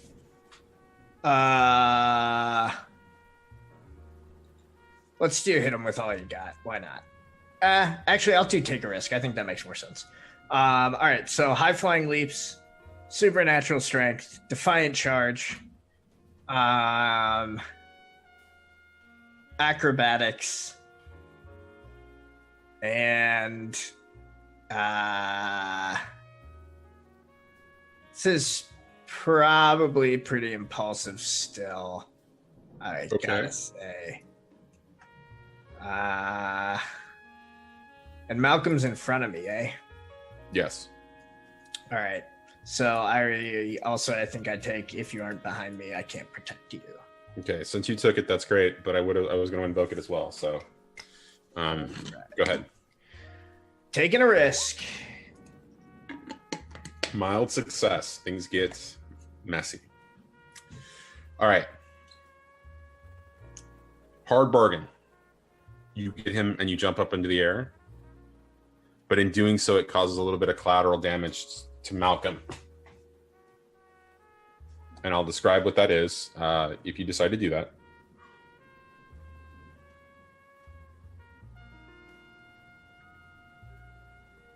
Sorry, I'm just reading chat. Or the ugly choice. You can miss him, but you can do severe damage to the ship where it begins to fall apart. I'm gonna do that one. I think like JP's like he's able to get out of the way from JP's charge, and JP just like slams into some fixture of the boat, causing this collateral damage. Okay, and so you continue to smash into the helm, and that just begins to really kind of crack things, and you hit the lever at the same time, and that lever just kind of pops, and the rope flings, and the boat or the sail begins to kind of flap in the wind. And so for Gephardt, what happens next is as he's trying to hold it, it's starting to shake of its own volition, right? It's losing its its structural hold, and the sail is kind of flapping, causing it to kind of shimmy. And so JP, you kind of break into that structure, but you realize that the boat is beginning to fall apart now. And so as that happens, you're going to face danger as we see Numbnuts coming back in to try to hit you. Can't hear you. Sorry, he's swinging back in on the rope again? Yeah, he's swinging back in on the rope. All right, cool. He's a weird pirate. So JP is facing danger with his body like a mountain. Mm-hmm. I think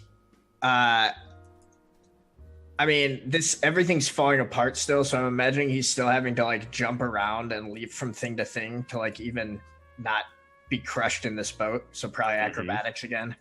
Mm-hmm. And I think probably martial arts and striking, because I'm just gonna JP's trying to avoid the brunt of the attack and counter if possible, because his face danger is so good. Does that fly for you? Why is it so good? Because he's got dynamite? Yeah, so he can theoretically reverse it. So I'm thinking like basically as this guy's coming in, he's like basically trying to avoid the strike and counter. And even if the counter doesn't go through, like his skill at martial arts is helping him avoid the worst of the damage. Okay, so go ahead and roll it. Cool. Any weaknesses you want to impose on me?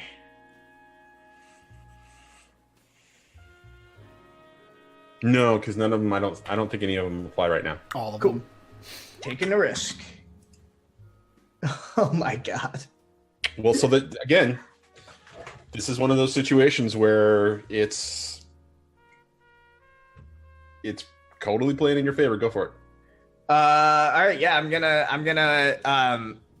reverse the blow and inflict a tear on him instead. So basically, like, he tries to like come in on the rope, and JP just like sort of steps out of the way and lets his momentum take him in, and just plants an elbow into this guy's face. Okay. And so as you plant an elbow to his face, like his nose shatters, right? And he's got, you know, a tier 2 broken nose, and it's bloody at this point. As we cut to Gephardt. Wait. No, we're gonna cut to Malcolm. I'm sorry. Gephardt was already doing something. We're gonna cut to Malcolm. Okay, cool. So we didn't really narratively describe this. I got out of this guy's attack, right? This no-nuts. No, you did. We did describe it narratively. You basically he came up, grabbed the knife with you. You used your face danger, and you basically were able to kind of push him off and, you know, kind of float above him. So you've got an opportunity to make a move, really. Yeah. So he kind of looks to the shadow, and he just kind of points away, knowing that it will go, so it'll kind of float off and take the ferry away with it. As he dives forward, blade like kind of torpedoes towards the captain. He's gonna finish this damn pirate off. You look like you have a question. Describe to me what the shadow was doing with the ferry. Floating away with it, like out of the combat. It's only a shadow. But no, like, is it just floating away near the near the fight, or is it just is it like taking off? Is it like no? It's not taking off. It's sticking around this area, this scene. It's just getting away from the combat. Okay, so as that's happening, Gephardt, you feel the ship begin to shift and sort of follow the shadow. Like it's being pulled in that direction with the shadow. Cool. And then I'm going to attack this goddamn pirate.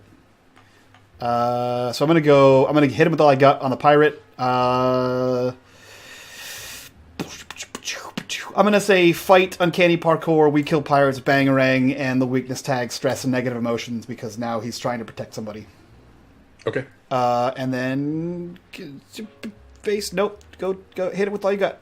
There we go. I knew I'd get there eventually. Mild success. Okay, you get one power tag, or you get one tag to choose there, and you get the relevant status 3 on the captain. I'm going to give him the status 3, and I'm going to hold his attention so that he's not looking for or attempting to go after the shadow. Okay, so... Yeah, what? Yeah. The status 3 just happens. Right, because it's hit him with all you got. Right, he inflicts the status on the thing, or on the guy. So he's at 5-3 at this point. Right, so he's almost incapacitated. He's got a threshold of 6. And I won't go into too much more than that, but there is actually something interesting that'll happen if he hits the threshold. So you hold his attention, right? And so you come in and you kind of slice him, and he's still kind of reeling on this thing, but he's now, because he realizes that the cage is now empty. He's dropped the cage, and he's kind of holding on and kind of following you as he's trying to aim his gun at you, and he's kind of tracking you at this point, but he's not able to kind of get a shot off yet. So we're going to cut to Gephardt, who is going to face danger as he feels the ship being pulled from his hands to follow the shadow. Unless you can think of a better way to describe the conflict that's going on, maybe it's go toe to toe. It seems to me like a face danger, because you've been spending all of your time just to kind of hold on to this, and now it's being pulled away from you.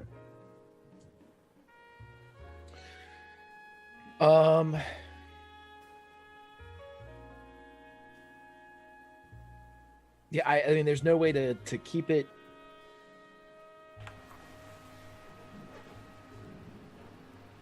What do you guys want me to do? I mean, do you want me to try to tether this thing? I mean, that seems like it's been working. Have you shaken all of the pirates out of it yet? The pirates were tumbling basically to the water. So they've been Yahtzeed. No, they tumbled for you. They were captured. And then, if you're lucky, in the water there'll be a Sharkacon. Nailed that. Fucking. Yeah, Where's that's this? good. I'll be here all week. Very good. Dropped. Nice. Wow, that was so smooth. I didn't even expect it. That's good. That's good. I'm out. That's it. That's game. We'll wrap it up. We're gonna end an hour early. Oh man. Yeah, I would say fucking hold that or crump it like a piece of paper. Attempt to do that. I'm not gonna be. I mean, yeah, I'm gonna try to hold it in place, Johnny. And what I'd like to do is, to fulfill my. Let me say it. To fill your obligation. Yeah, I'm gonna. Let's see what you say about this. As I'm holding on to the ship, I am going to tendril out Mulch-tron's fingers, and he is going to take hold of the ship's wheel, which is housed on a pedestal unit that looks vaguely box-like. He is going to animate that ship's wheel, so it flips upside down and starts rolling on the wheel to drive itself around on the deck of the ship. And in doing so, I would like to create Woodward McWoodface, otherwise known as Woody, so he can assist me in tethering this ship in the only way that he knows how, which I'm sure is going to be ridiculousness. And I'm going to use Woody's Follow My Heart story tag, which is basically just thaumaturgy that blares the 80s on 8. But it's a heart with just a HART. Yeah. All right.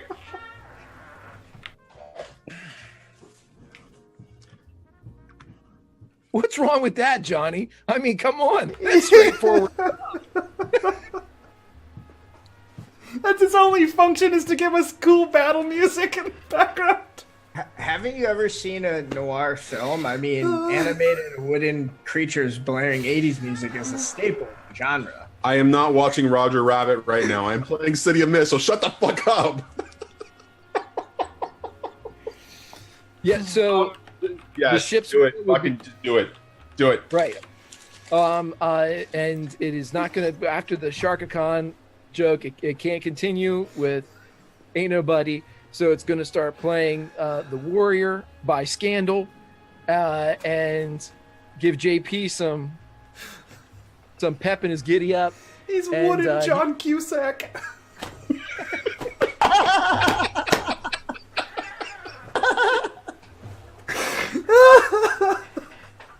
Hey, kickboxing is a sport of the future, man. Okay, so he's going to I'm just gonna do everything I did before, and I'm not even going to this 5, and I'm going to change the game because that's something I do. Ka-chow! Great success. Get back here.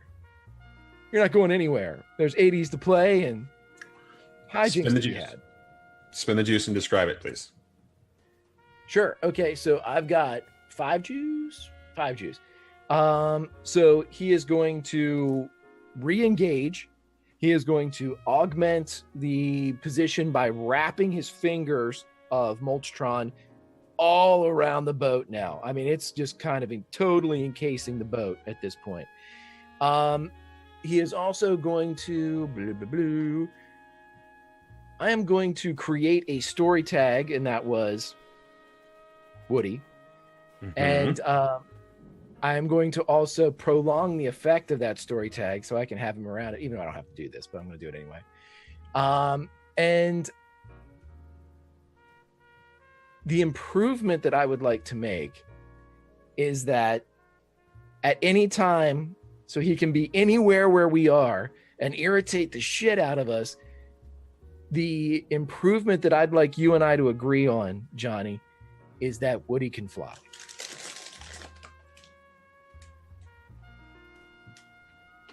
I mean, That he way was he made out of flying boat. Right. See, that's exactly what I was thinking of. He's enchanted wood, which we all know is temperamental wood. Which is the at best kind of best. wood you can have. But it's always up. It's always ready to go. And it always has great rhythm because it's always playing 80s at 8. It is. It's got the ebb and flow, the attack and the retreat of Scandal and the Warrior. Right? We're doing this? Are we doing it? Am I alone? Are we doing this? I can't. I'm just singing it in my head. We're doing this. We're doing this. We're doing this. And I right. am the warrior. So you hold on as Woody, manifests himself, right? Is it a him? I don't want to assume gender here. Is it a him? No, we're going. They are whoever they need to be, depending upon the mood, the battle. They could be Whitney, Or the needs of Gephardt's Wood? And heart to heart you win. And I am the warrior. All right. So, Gephardt, you just kind of my hold God. on to this, and you feel the pull. You feel as the shadows was continuing to distance itself and just pull. You feel the momentum, and you're able to bring that wood back. You're able to bring it, kind of manipulate it, control it, keep it in your hands. As you have the ship I can keep that wood right where I want it. It's not going anywhere until I want it to go, and then it's going to get messy. Got Other than that, amazing wood control. Your wife must it's love like, you. dang. Hey, and with that, Fields of Gold starts playing. Shooting Because at it's the tan- walls of heartache. Bang, bang. Wait. You went from the warrior to Fields of No. Gold? Really? I That's was just... going with tantric. It was going for something tantric. God. Oh, God. I can't. And so we're going to Okay. cut to JP. What, I'm done. Just Yes, you're done. You just fucking did an amazing thing and created Woody. What? Oh, you can't hog the spotlight and play with your wood all day, all right?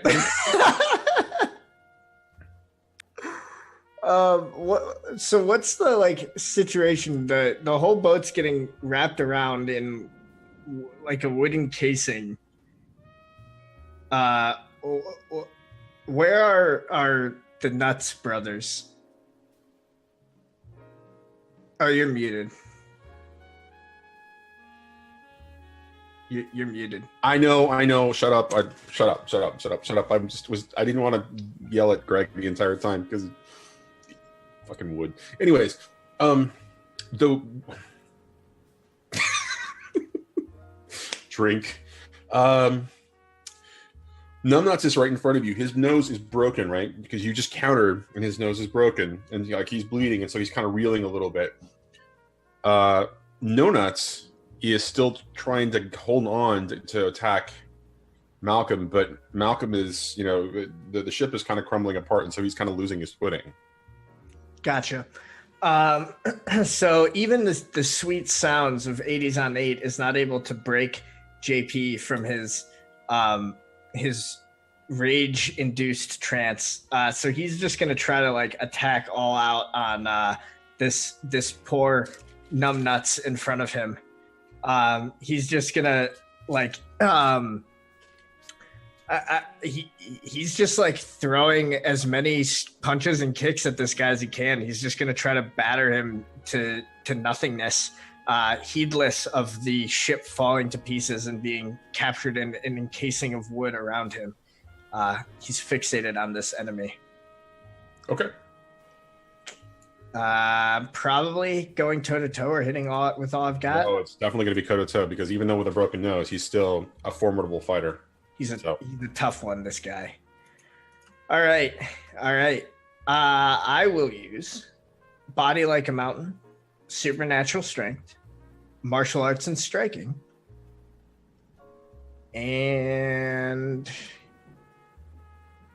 don't know that any of my tags apply. Maybe everyone wants a shot at the champ. This guy just wants to fight me. Sure, why not? All right, cool. Let's do it. Mild success. Wow. That's impressive. So this guy already has a status.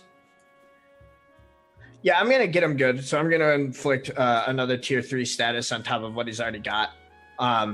Basically, JP's just fighting like heedless of anyone trying to strike back or anything going on in the ship. He's in a wild battle with this guy, and nothing else matters other than trying to destroy his opponent. So he takes that tier 3, right? He's got that tier 3, broken nose, and now you kind of hit him in the face, and you shatter his jaw, right? So it's now he's got a tier 4 shattered jaw, right? But as you're kind of shattering his jaw, he swings in under and does an uppercut right into your stomach, and hits you with a tier 3 status, broken ribs. Nice, good. Now this fight's getting real. Well, I was expecting you to dodge, counter, or block, but I'm kind of glad he actually got a hit on you. I'm trying to stress the fact that this is not normal JP. Normally, JP is all about like defensive, staying in front of other people, making sure him and his friends don't get hurt. This is fully the mythos taking control and trying to go absolutely wild and unleash its horrible fury on the one who wronged its friend. Okay, then answer me this real quick question, kind of a meta question about your mythos. We're not going to say it because whoever hasn't discovered it yet, we're going to let them discover it. But the way I read your mythos is it wasn't completely aggressive. Yeah. So he's not necessarily like intrinsically aggressive. But what I'm trying to sort of tap into is this sort of righteous anger aspect. And he's sort of angry and capricious in an interesting way, in that like as long as nobody messes with him, he's not going to just like go rampaging. But as soon as he feels like he's disrespected or being looked down upon, or his friends are being hurt and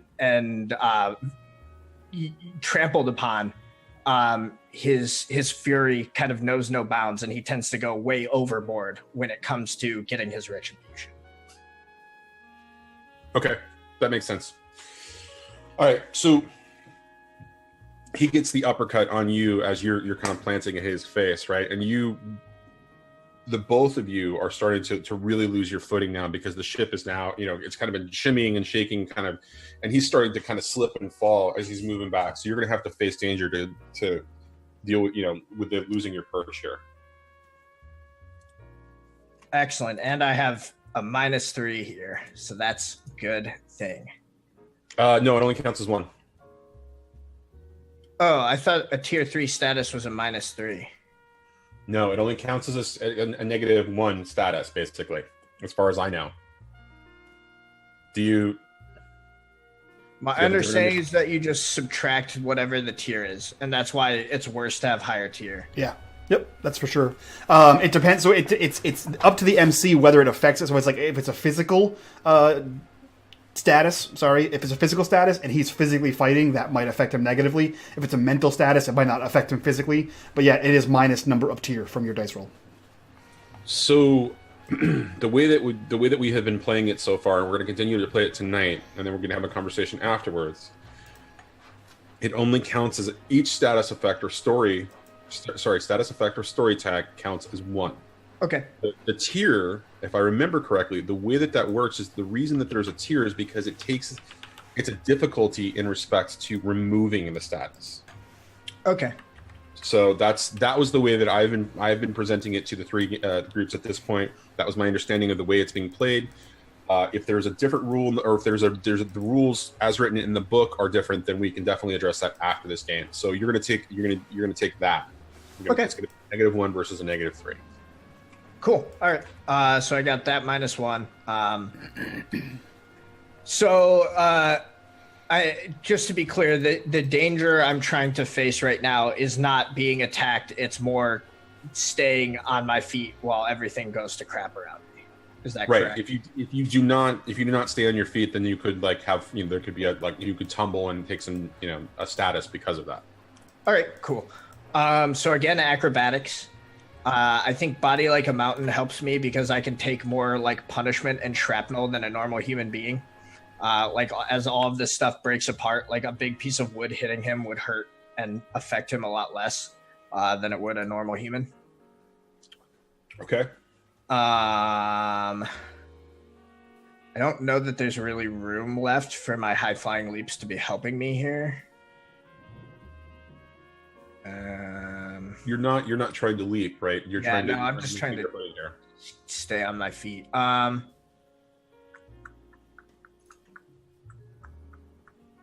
think that's going to be all I've got. Any other weaknesses? Cool. Come on. Oh my God, that's a great roll. Yep. Yeah, I don't think... I think if anything, like the reflecting this maybe looks like as both me and Numbnuts are trying to like avoid losing our feet, I like use him. I like plant off a foot off of him to regain my footing and like making it that much harder for him to not fall.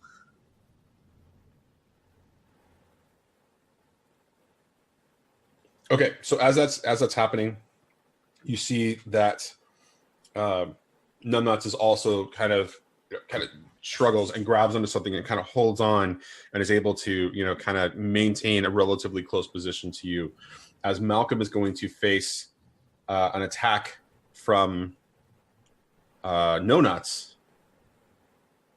as he again tries to jump and try to grab onto you as you're kind of floating there, as he's trying to use the boat as one last grasp, and he's just pushing forward. Do you intending to roll a face danger before we talked about it? Yeah, I used the same tags I used the last time he did the exact same thing. I figured those were still applicable to him jumping on my back. So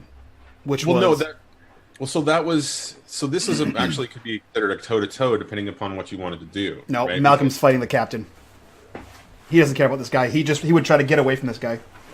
Okay. And so as he's kind of grabbing for you as Malcolm is just kind of moving by him to go for the captain, then he kind of swipes out at you and you get a cut. You're going to get a tier 1 cut. Do you have any other statuses? I don't think you have any other statuses at this point. So you Nope. get a tier 1 kind of cut on you. But he's able to, he kind of, flies by you as you pass him, and it's a glancing blow at most. He slashes my sword arm. Right. And Malcolm, go ahead and make your whatever you're going to do next. I'm going to hit him with all I got, and I think I'm just going to keep rolling with the same things there. I think I will not use that weakness tag because I think the shadow and the fairy are far enough away now that he feels pretty confident in this. And no one, I guess he does still have a gun. Yeah, I'm just going to go for it with the captain. I'm going to attempt to hit him. So I'm using 4 tags, no weakness that I can think of, -1 for my wounded arm, and hit him with all I got. Ka-chow! Ooh, that was low. That was a low one. Yeah, same thing. I'm going to continue to hold his attention because I want him focusing on me and not on the shadow flying away. So he gets a tier 3 status. Okay, so he already had a tier 2, or sorry, a tier 5. Yep. And he had 3 segments on the leveling of the status. So as you do this, how do you hit him exactly? Like, explain how you do that. So Malcolm has, if anything, he has good form. So he would slice at his knee and cause him to go drop to a knee, and then he points the sword at his neck and says, "Yield." All right. So as you slice at him, right, and he drops, it immediately causes him to pass out, right? And as he passes out, he kind of slumps onto the ship, and it slides on the deck and kind of slides to the side. He flips over as Gephardt is still kind of struggling with it, right? And as he does that, as the captain kind of tumbles and falls to the water, the ship itself begins to crack and crumble. And Gephardt's grip on it just continues to increase as the ship kind of implodes under the pressure, and the pieces all begin to fall into the water. And as you see that there are bodies of the pirates that were just incapacitated there, they all begin to vanish and disappear. Can I scoop up his pirate captain hat before he disappears? Nope. Because as you grab it, like you grab it and you're like, it vanishes from your hands. Damn you, Johnny. I need a trophy for killing pirates. Pirate hat. Okay, cool. So yeah, Malcolm is just floating as the boat crumbles beneath him, and he's just kind of floats there. As JP begins to fall to the water, or you feel the crumbling, right? So describe to me narratively, because you guys have succeeded in destroying the ship. Describe to me narratively how you get off of this boat and into the water. As St. Elmo's Fire is playing through Woody McWoodson. I never agreed to that, but okay. I can see the new horizon. As the person JP is fighting like disappears, the boat like begins to crumble, and I think we see like JP make like one last push to try to get himself away from the boat or the crumbling ship. But as he's like doing so, you can like see that the energy is like leaching from him, and as he like gets a little distance away, the glow fades from his eyes. And he just seems to lose all the energy from his body, and he just drops like a rag doll into the water. Can I attempt to save him again? Are you passing out? Yeah, pretty much. Okay. Malcolm, what do you want to do to save him? The same thing he did when he jumped out of a window like a dumbass. I'm going to go pick him up and fly him to the shore. Absolutely. Face danger? No, you can just grab him. Okay. Yeah, so I just kind of swoop down, and before he hits as his like toes hit the water, I grab him and I'm able to get him back to the shore. Okay, so Gephardt, as you're okay, I'm sorry, JP, what were you gonna do? I was gonna say JP doesn't like when Malcolm would notice that like JP doesn't seem like unconscious as like he got like knocked out. It's just like it's almost like he's in a state of shock. It's like his brain is just not quite working. It's like he's just not really responsive. He's not like unconscious, but you can tell he's just not all there. Cool. Yeah, so I fly him back to the shore. Let's go to lay him down on the beach. You're muted. Shut up. Your mom. I'm not. It's not me. It's you. Anyways, forget that part. The ship is crumbling inside of the tendrilled hands of Mulch-tron. And it just kind of crumbles and the pieces begin to fall into the water. And as they fall into the water, they begin to disappear as the pirates begin to kind of slowly fade from the water. Okay, so Gephardt would see Malcolm take JP over to the shore and lay him down. And Woody would start flying around Mulch-tron, and the sound of Mark Goodman would come over the speakers as one of the original VJs of MTV. Counted us down for the next hit, this one by a little-known band called Tears for Fears. And as the Welcome to Your Life begins, Gephardt comes in as Mulch-tron lowers him down to the beach in a Jesus Christ pose as Everybody Wants to Rule the World is playing in the background, and Woody alights beside him, and as he touches down, he says, "What's wrong with JP?" Because there's no one else to admire it. Welcome to your life. So I think as like Malcolm sets him down, JP like sits up and he is just like kind of like staring off blankly for a minute. And then when you say like, "What's wrong with JP?" he'll look back at you and just be like, "What? I'm okay. did we get rid of the pirates?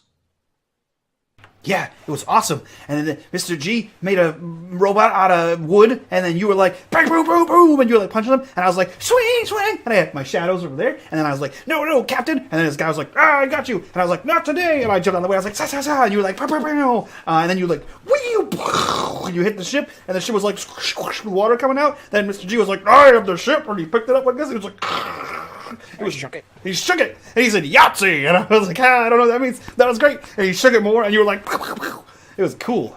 You remember that? Do you remember that time? Remember that time we did that? Yeah. Yep. Okay. Yeah, it's all coming back to me now. Yeah, it was pretty cool.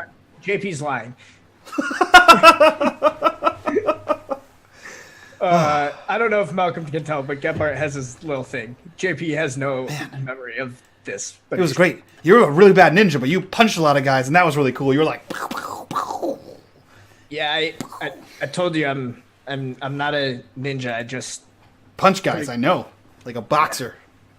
Well, not really. Like technically, you could call. I mean, my style's a little bit of a. He's just gonna go on talking about like different martial arts, like a jumpy kicky boxer, like a kickboxer. It's a sport of the future. There it is. Thank you. I'll be here all night. So Malcolm kind of looks over to Mr. G and it's like, we did it! We hunted down, and we defeated a dragon, and then there were pirates, and we defeated the whole pirates. Oh, so we should probably get that guy out of the... we should probably not let him drown. Where'd he go? Is that guy alive? Drowning. The guy who got shot? He's drowning. The shot guy? Oh, no, the shot guy. The ones you shot? Gephardt snaps his fingers, and Puff comes shambling out. Look, he's up. Nope. Doesn't come shambling out. You snap your fingers, and instead of him come shambling out, you hear a huge smash of brush as a big sound. And then again, another one just a second later, as another one moves forward, shambles out, a quite large green dragon whose flesh has started to turn gray a little bit and decay as he leans forward and roars. And as he roars, fire, an unearthly green fire emanates from him and shoots at three of you. Two dragons! Gephardt, what did you do? Well, I use one of my powers that enables me to control it, but failed. Right. You can attempt to take reassert control at this point, Gephardt, because you've got some crits and stuff like that as well.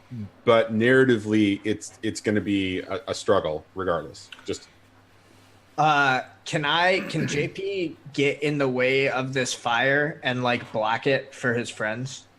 No, all of you are going to have to face danger because it's unexpected. Okay. Because the fire is going to move quickly, and then you guys can react. Good. So who wants to go first? Well, let's see. By my count, I have 2 crits. So, are you going to use one of those crits to face danger? Yep. And then that's one of the reasons I was saving it. I was telling you to save it. The second one I'm going to use to reassert control if I'm allowed to do both, but I don't know. You're going to have to narratively explain to me how you're going to reassert control. Let's see if that applies. Okay. So first things first, you face danger, right? And so describe to how you get out of this. How do you get out of the way of the fire? I don't. Because if my next move is to reassert control, as he breathes flame, I want him or whatever is in his mind to see this as the worst possible move, is to continue to breathe this fire. And I want it to jerk its head and realize that its friend, companion, master is standing in front of it, and Gephardt is going to have it divert its breath weapon The breath weapon, so the attack is already happening, right? So you have to do the face changer and describe to me how if you're just like sheer force of will because you're trying to re-exert this thing, that you're going to stand in the flames of this. That's a perfectly good way to describe rolling the crit for face changer or using the crit for face changer, right? It's like the flame just kind of dances around you, right? But for JP and Malcolm, they're going to have to face danger as well before you attempt to assert the control. Okay, how about this? Woody comes down, flies down, picks up with my crit, picks up Gephardt, flies him up as Man in Motion begins to play, the St. Elmo's Fire theme song. And we kind of go up and bank a bit like I'm a man in motion. And as we come back around, he is going to then do his thing to take control. But that's did we ever describe how Woody actually flies? Yes, with the power of the 80s. Yeah. No, I understand that, but pollen is thrusters. There a physical element? Pollen thrusters. Yes. There's a flux capacitor in his chest that's just fluxing, and there's a gauge that says like EF. Yeah, what the capacity of the flux is. Yeah. It is just fucking pinging that F on the radical chart, and he's just flying with rad.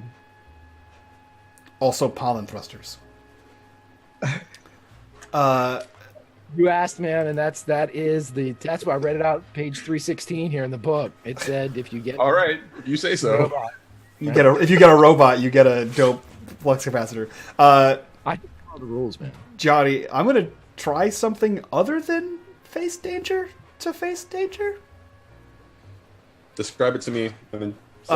So as everyone, like right before Mr. G takes off in his wood copter, Malcolm kind of looks to everyone. Like as soon as he sees like and it like rears back, Malcolm kind of looks to everybody and he just kind of shouts out, "We need a wall!" And then I'm going to use change the game to create a wall.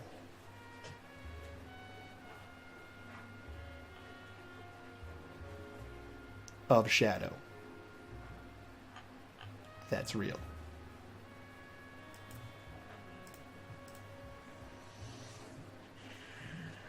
Much in the same way that I wasn't going to allow Gephardt to manipulate or to take control in the same sequence, I think that it's fair that you should have to do the face danger versus. So here's my argument. So here's my argument: is that with change the game, you can give or reduce a status 1 tier per point of juice. Could the wall reduce the fire's status by 1 point for every successful juice I get out of it? So it still hits us. It's just going to reduce us. So everyone's supposed to roll except for Malcolm. He just takes it. That's his action. I'm trying to help them. Malcolm's going to take whatever comes to him.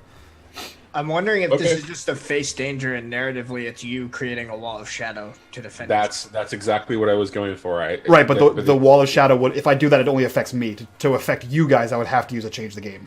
So why would you be doing this for everybody else at this point? What's Malcolm's motivation here? Because one of my themes, just a couple friends, the defining relationship, the identity of that theme is we always watch each other's back. Okay, all right. Well, go ahead and roll change the game. Okay, I'm gonna use no weakness. Imagine things to life, shadow manipulation, and clap if you believe. How does clap if you believe apply here? Because I just shouted, "We need a wall," and JP just clapped. I didn't see him clap. He literally just clapped a second ago. You were looking down. I don't know what you're talking about. I don't see any clapping at all. Does my arm wound affect this? Absolutely. Okay, cool. Wait a minute. No, this is not a physical thing. This is about shadow. Okay, cool. So I'll remove that status. And this is a stress and negative emotion situation, though. Okay, cool. I'll put that on there. Okay. So I'm going to change the game. Miss. I fail entirely. I take the full blast. Everyone, I guess. So that's my thing, is I don't face danger. I get hit full on with that fire.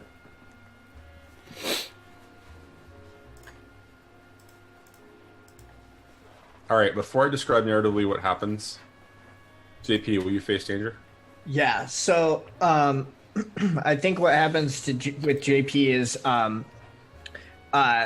there's like a split second where his body starts to react to try to like jump out of the way he would instinctually. But then similarly to that like weird sort of outside instinct that triggered when he heard talk about dragons, he gets this same feeling of like, I've faced worse heat than this. This fire is nothing.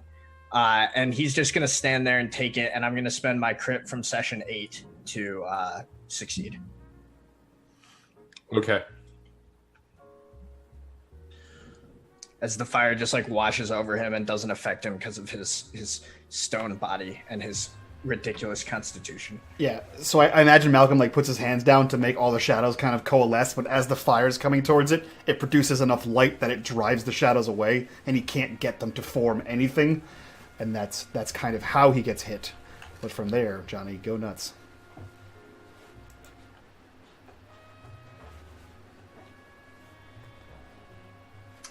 I have a question for Gephardt before I do the result of this. Ultimately, what is the drive behind reanimating living matter?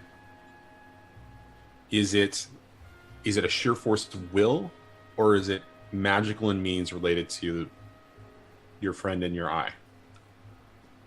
It's magical because once Excellent. animated, yeah. Excellent. Once animated, what? It's a magical situation?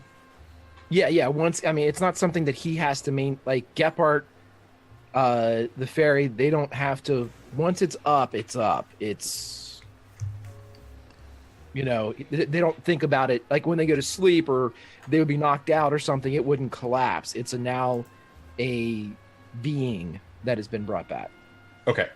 So for Malcolm, as the fire kind of dances over him, JP just kind of, takes the brunt of it, right? And it's his mythos basically just kind of reinforces everything, and that green flame just kind of dances all around him, not even singeing any of his hair.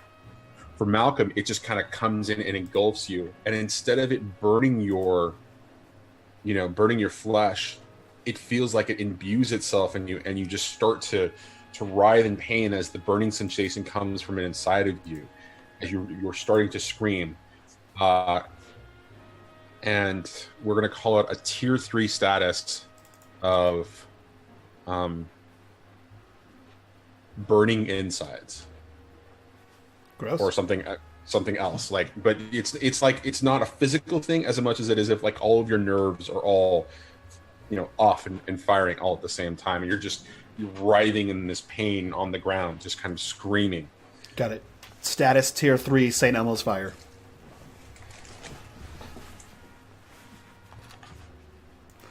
I'm not even sorry about it.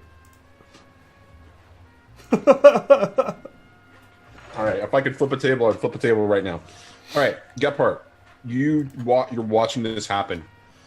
As JP just kind of absorbs it, right? And the flame kind of dances over Malcolm, and he drops in pain and starts writhing and just screaming, but he doesn't look like he's burning at all. His flesh is not changing. He's not on fire. His hair hasn't changed. It's just like he's screaming and writhing in pain for a second there as it just kind of dances over him, and the even as the flame just kind of passes over him, you can still see that even though he's able to move, he's struggling with a pain. So are you exerting control now? Yeah, I'm going to spend my last crit to take control of Puff. And so explain how that works. He's going to fly up using Woody, and he is going to jump on the back of Puff. And as he jumps on the back of Puff, he is going to take his hand and grab hold of one of the desiccated flesh, the gray spots that are opening up and the rot, and put his hand inside Puff and jerk the head back to take control of this beast because it's his. And so that's the physical action. What is the thought process that Gephardt has as he does this? Like what is going through Gephardt's head? What is the narrative in his head, the inner monologue? The inner As he's- monologue is this: if he's talking to the essence, spirit, core being, control center of this creature, he says to it simply, "You do nothing unless I tell you to." And so as you're physically pulling into this, right, and as you're physically pulling in, you know, as a part of the neck, right, and you're this sense of will just kind of emanates from you, right, and as you do that, it infuses into, there's like a transference of energy, and it infuses into the flesh as the gray spots begin to kind of recede, as your hand just kind of, you know, slowly moves out as the flesh kind of rebuilds itself, and the dragon turns green again, and you hear it roar, you know, uncomfortable with you on its back, but submitting at the same time. How is Malcolm? Still burning. You need to stop that now. Are you telling Malcolm to stop burning? No. Okay. If it's a prolonged effect or something, he needs to. Okay. JP's gonna try to help Malcolm, but I don't really have much I can do other than trying to like roll him around and putting out the fire. So that's what I'm doing. There's no visible flame, though. There's no visible flame. The flames danced over him. The green flames danced over him. Oh, and he's just like rode right. through. Right, but he's burning from the inside. He's got St. Elmo's fire tier 3. So right. When I have the next downtime, Dr. Chaos donated for healing for Malcolm. So I'll get a bonus to my not being internal fire. My next montage. Well, JP's still trying to help futilely. Yeah, he's just writhing in pain on the ground, like probably crying. Like this is the first time you've seen. Actually, this is the first time anyone has seen Malcolm damaged at all. So he is writhing in pain and crying like a child as he is. He doesn't understand what's happening because it's not something you can see. It's just inside of him burns. So he's literally just like in the fetal position, rolling in the dirt on the beach and crying. Gepard, you have to do something. Can you help him? I don't know what's wrong. Gepard, you hear a voice inside of your head. You don't actually hear the dragon speak. You hear it in your head. The damage is done. I have no more effect.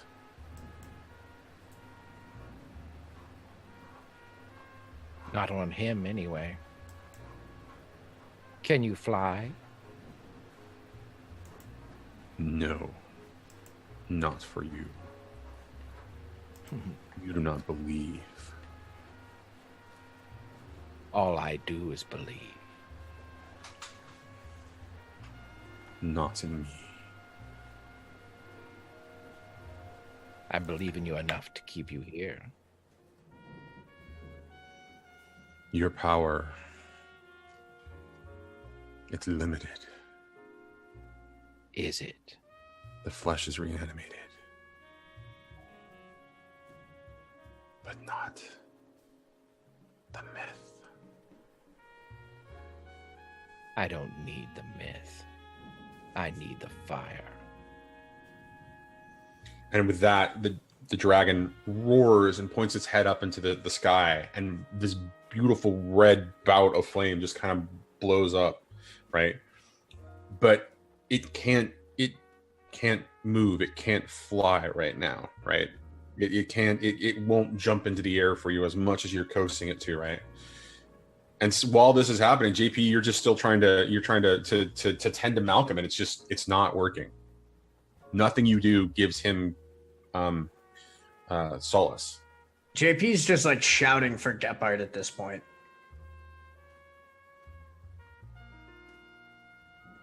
We need to get him back to the workshop. He summons Mulch-tron over because I did extend him for the whole scene. Winky! And Mulch-tron comes over and Gepard says to Puff, "You will fly for me. Hanali is no longer a sanctuary for you." How are you going to do that, Gephardt? Because I spent a fucking crit to get 2 of them to get control of this thing. No, you spent 1 crit to survive. You spent another crit to gain control of it. How are you going to reanimate him too? True. Yeah, and it went badly for you, didn't it? And I spent 2 of my crits on your fucking claptrap. So what are you going to do? How are you going to get this? That's your fault.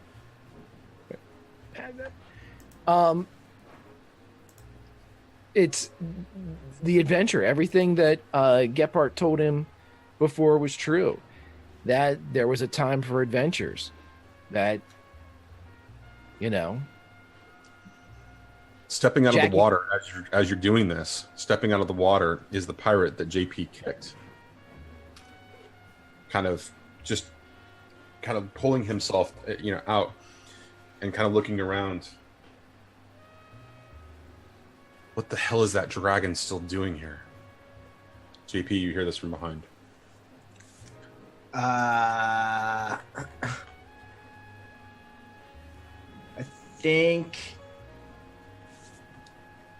JP just looks back at him, and if he isn't moving to threaten Malcolm, he's just gonna focus on Malcolm. He's just trying to do anything he can, which is really nothing, but he's just trying to tend to him.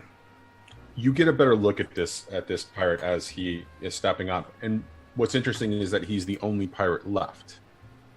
Right? He's the only pirate still there, and he's kind of looking at the dragon. You can see he's drenched, and he's reaching for his gun, his black powder pistol, and he realizes that it won't fire, and he pulls his sword, Gephardt, and you see this as he begins to move forward with what appears to be an intent to kill the dragon.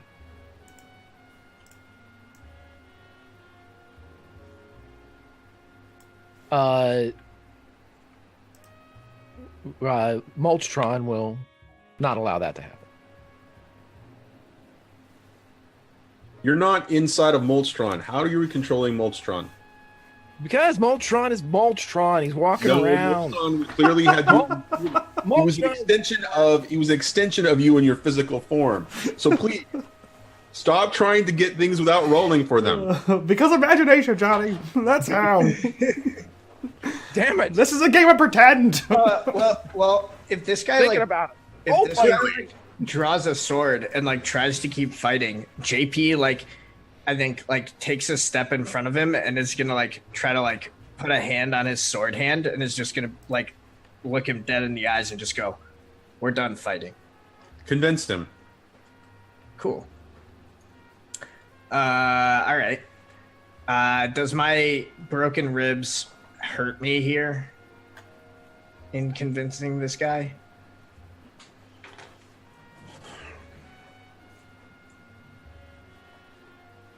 No. All right, cool. But there is a -1 status effect that is in this particular case, and that status comes, or it's a story tag that comes into play as a negative status effect for you, and for this pirate, it's a story tag of dedicated. Cool. All right. All right. So I'm gonna use intimidating, will of iron, and earnest and simple. There's no dancing around this. He's being very straight with his intent with this guy. Okay, let me ask you this question. You're using 2 seemingly at odds power tags. Intimidating, which means that you're attempting to coerce him. You're not just trying to convince him, you're attempting to coerce him. The other side of that is, what was the last tag that you were going to use? It was earnest and simple. Earnest and simple, right? So earnest seems ears. It seems to be, it seems to be a positive vibe versus the intimidation, which appears to be a negative vibe. So it feels like a conflict there to me.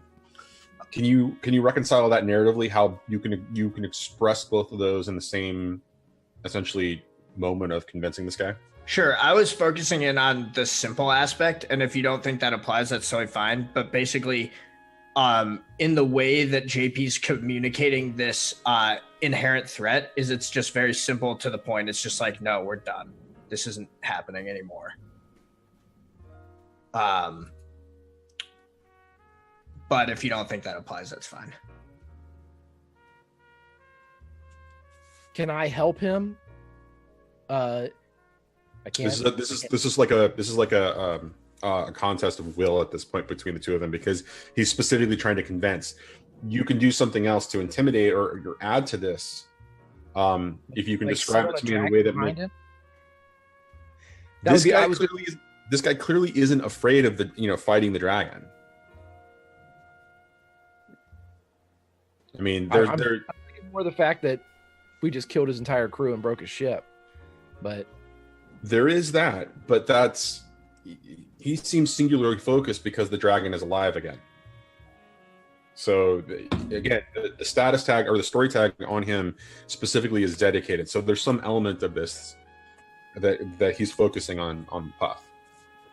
Yeah, I'm just gonna roll with the +1. I'm not that good at talking to people, and that's fine. Okay. Mild success. Okay.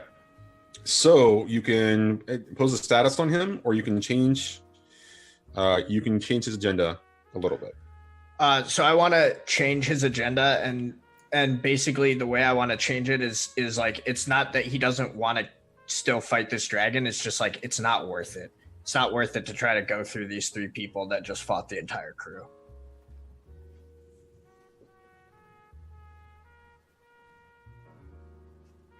It's not worth it. Okay, so as he kind of looks in your eye, and you convince him, he kind of pushes you back a little bit and holds the sword up.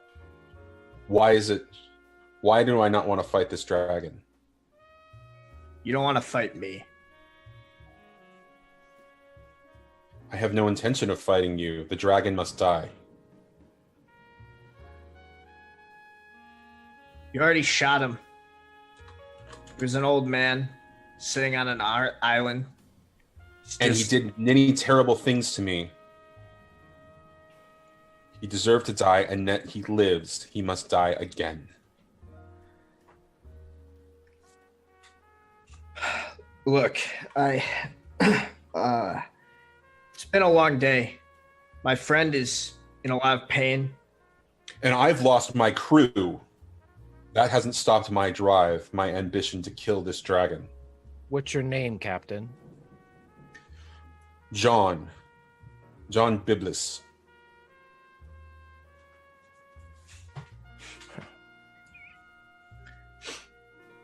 Well, dragon.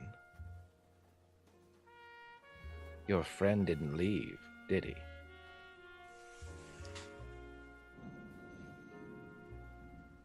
May I have leave to kill him? He's looking at JP. I do not want to fight you. My quarry is with the dragon. I look at Gephardt. Why do you wish to kill him? He's wronged you? He took advantage of me. How? As a child, he told me tales and made me do things that were... And you see him break for a second as their emotion plays across his face. That were unthinkable. You said you wanted to parley. Why? I didn't say parley. I asked permission from this person here to leave the 3 of you alone and kill. You want parley, that means there is a deal to be struck. Are you offering parley? I am. He lowers his sword, sheathes it, and moves over to a log on the beach, and he sits down.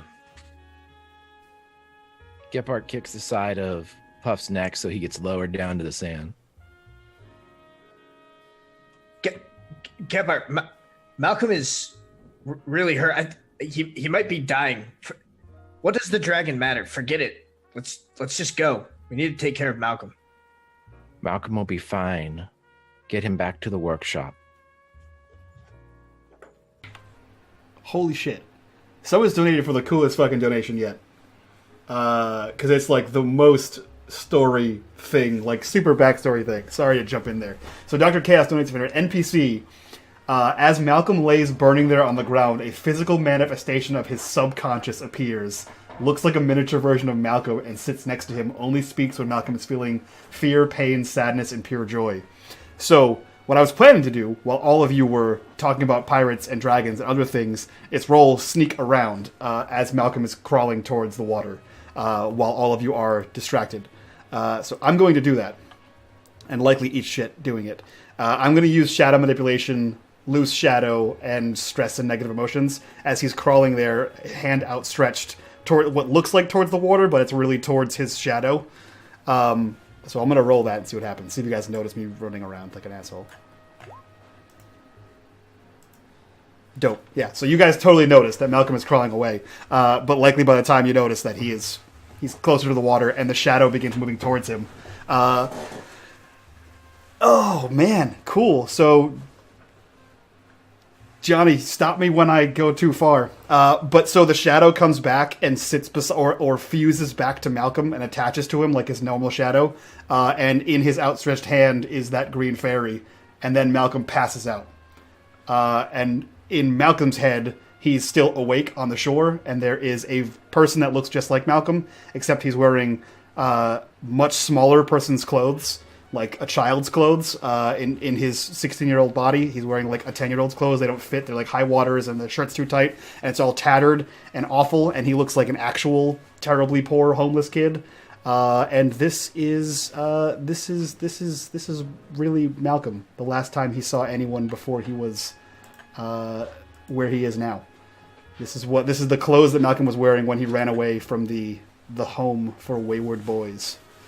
And that's it. So you guys would see him crawl, his shadow would fuse back in, and he would pass out. And in his closed hand is the green fairy.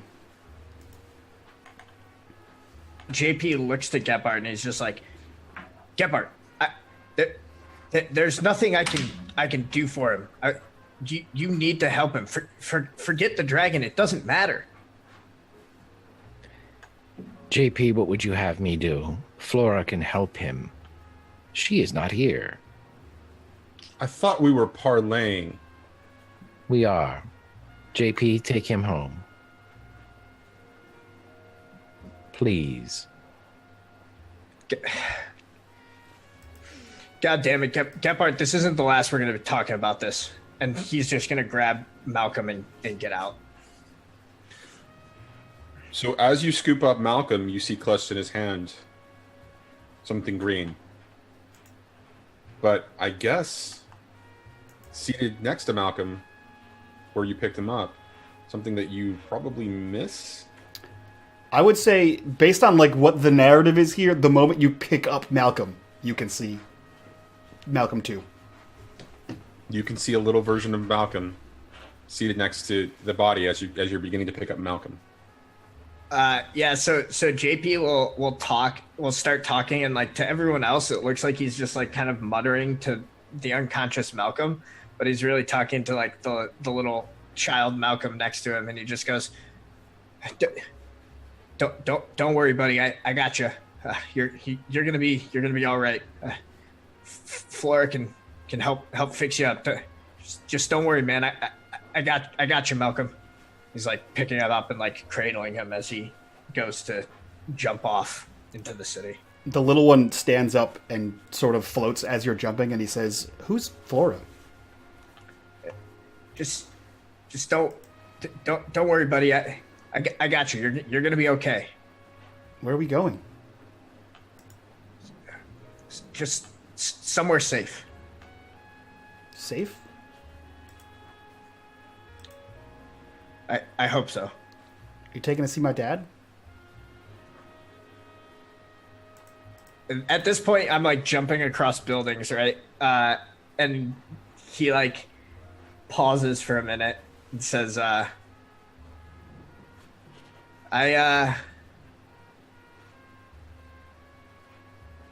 I I don't think so, Malcolm. But maybe closest thing for right now.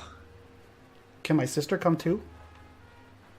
And with that, we're going to cut back to that part.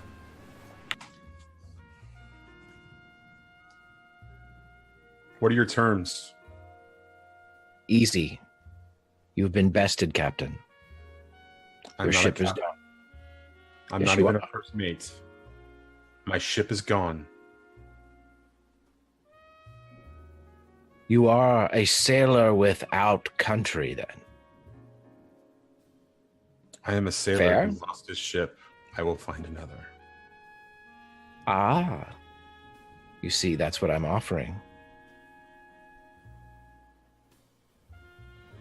Another ship, so to speak. You can't return to me what I have lost in the ship. The crew that I No, was I- a part of. My captain. No, I cannot. Who was your captain, boy? I'm not going to tell you that. This is a parlay for Life of the Dragon. Correct. And is also a parlay for your future. That is not a threat. I don't mean to kill you. But you have a decision to make. You said you'll find another crew. You'll find another ship. But you have unfinished business with this dragon, correct? Mm-hmm. And you, according to the code, have been bested, correct? The code's more like guidelines. That's what he was going to go for. It's more like guidelines. Well, if I had my own ship, which I do in a manner of speaking, you would become part of my crew or you would die. And yet we parlay as equals, which is benevolent. So here's my offer. You may kill the dragon if you sail with me for 1 year.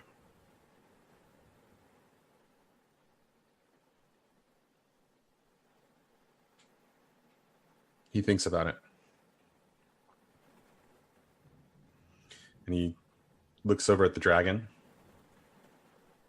And then he looks to you.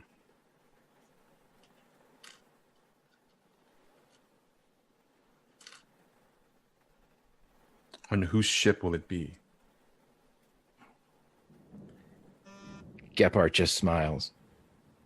My dear, the whole ship is this city.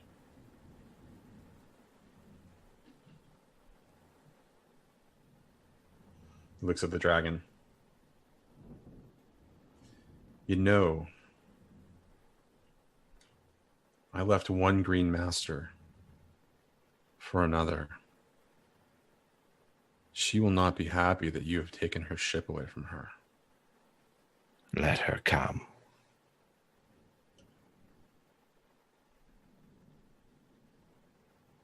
You'll have to best her.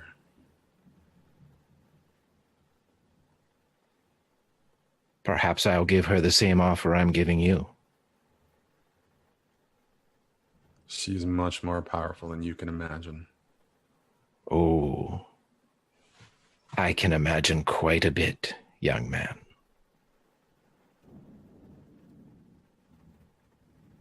He reaches out a hand. Gephardt takes it. You have an accord. We do. May I proceed? In 1 year. That was not the deal. That was I not said. the terms of the deal. And he pulls the sword. What did you agree to? To serve on my crew for 1 After year. the death of the dragon. And then you After could the kill. death. No. You shook on it. Attack. Face danger. Jesus. All right.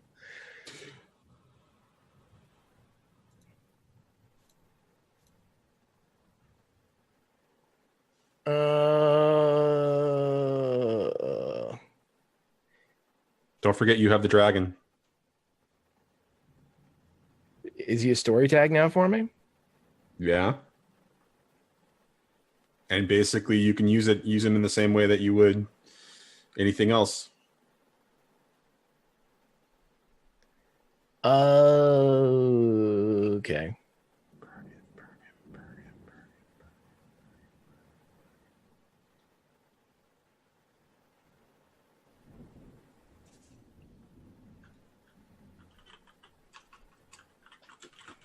I only have 2, so.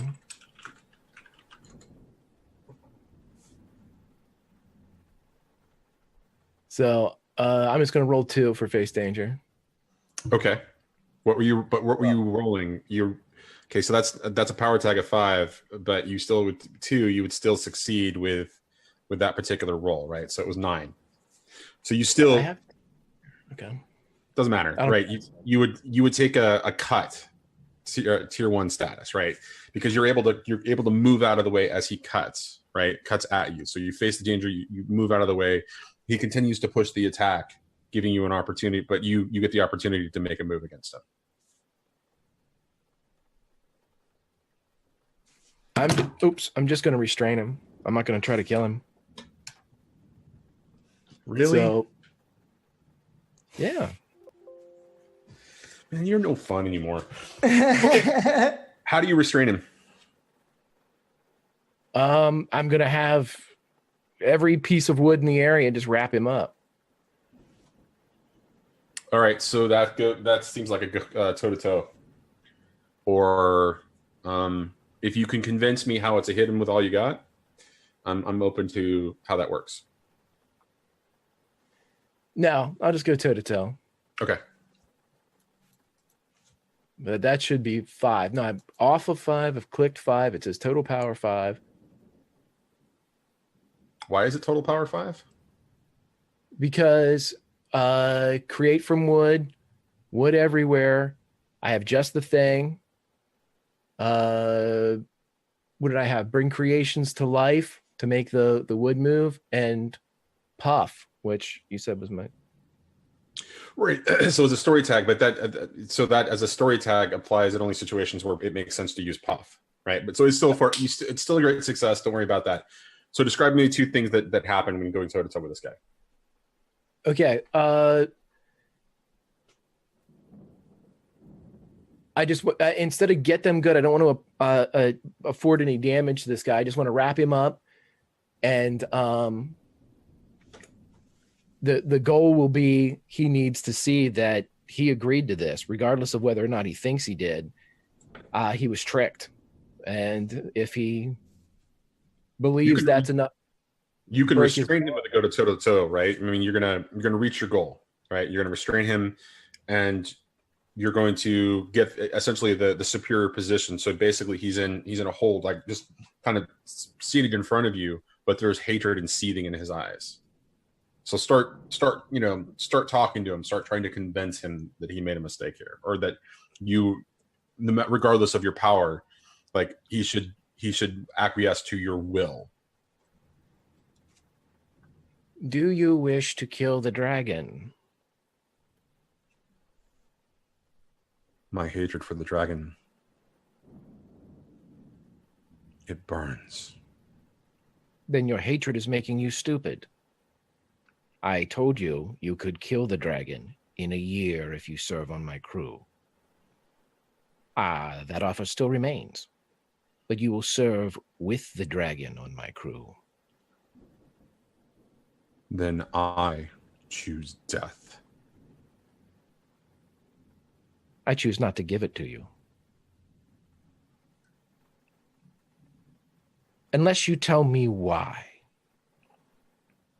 You must tell me why this dragon has wronged you so, has taken advantage of a small boy and turned him into a pirate. What do you think happens when you kill pirates? What do you think happens when you burn the lands of the people that you visit? Not all stories and songs are true. Honolulu is a terrible place. And I tried to sail away every day until I pledged myself to a ship and a captain who could whisk me away from that evil thing. I have the memory of the horror of each death on my conscience. I kill now only out of necessity. Let me kill it or let me die. Let this guilt I feel end. Ah, so you wish the easy way out. I see. Well, for all of this death and destruction that you have wrought, don't you wish to atone for this? Or do you wish to simply go away? Are you going to sail away, little Jackie, or are you going to stand up, John? Give me death or give me its death. There are only two options on the table. Oh, see, there isn't. Unless you can figure out a way to kill yourself, which I believe you already would have at this point. Here's my offer. 1 year you serve on my crew, and I will help you kill this dragon. I will break Together. that deal. I will break that deal every time, and you will be forced to kill me because you chose to manipulate me. Just like the dragon, you are no better than its songs, its manipulations. John, why do you think I found you? Why do you think you found me? Is this happenstance? Is this something that just happens in this city of ours? His Yes. eye begins to glow blue. Just happenstance. I see that you are not the captain of your own ship either. And he begins to laugh a little bit. Oh, you're catching on, are you? Then you know what I'm offering you is true. For this old man you see before you is not what he appears. She's going to kill you. You know that. Oh, she's going to try. But I'm honest with you. And I'll be Atonement. honest with you, old man. I'm no old man. And he looks directly at the eye. I'll honor the bargain that you manipulated me into long enough to watch her murder you. And then I'm going to kill that dragon. So we've reached an accord.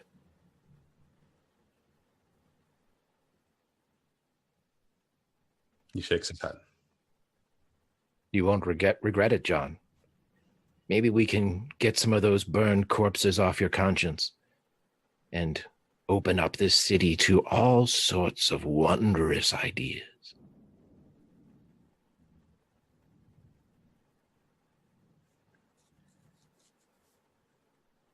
No. I'm just here long enough to watch you burn like I will. Master, take it. He looks down at the bonds. Are we done? They drop. He puts his hand out. I've already shaken once on a deal. A deal that I will honor, even though it was not the one that I wanted. You are a man of honor, John. No, I'm a man watching somebody die for pleasure for the first time in a long time.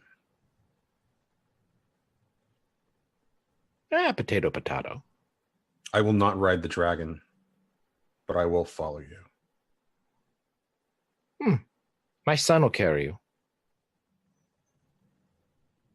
Maybe he looks around. Son. At this point, since JP jumped from the island, I assume that we can jump to the island at this point. And with a snap into the air, Pinocchio lands. Boom!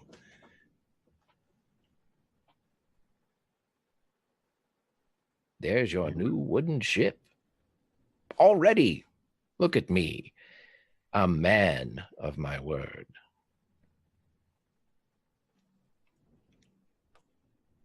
You're more a sorcerer than a pirate. Oh, dear boy. You have no idea what I am. Oh, I do. I actually do. And you should be afraid of her.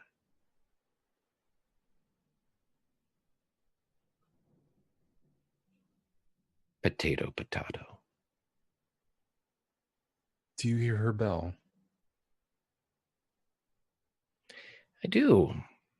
And she will soon hear mine. And he just kind of steps back, raises his hands, waiting for you to... He jumps on the back of Puff. Are you going to fly now, dragon? We have work to do. And with that, the dragon jumps and the wings pump as it takes you into the air, carrying you off in the direction towards the workshop. As you look below, you can see Pinocchio carrying on his back John Biblis. And we're going to cut back to Malcolm and JP and little Malcolm arriving at the workshop.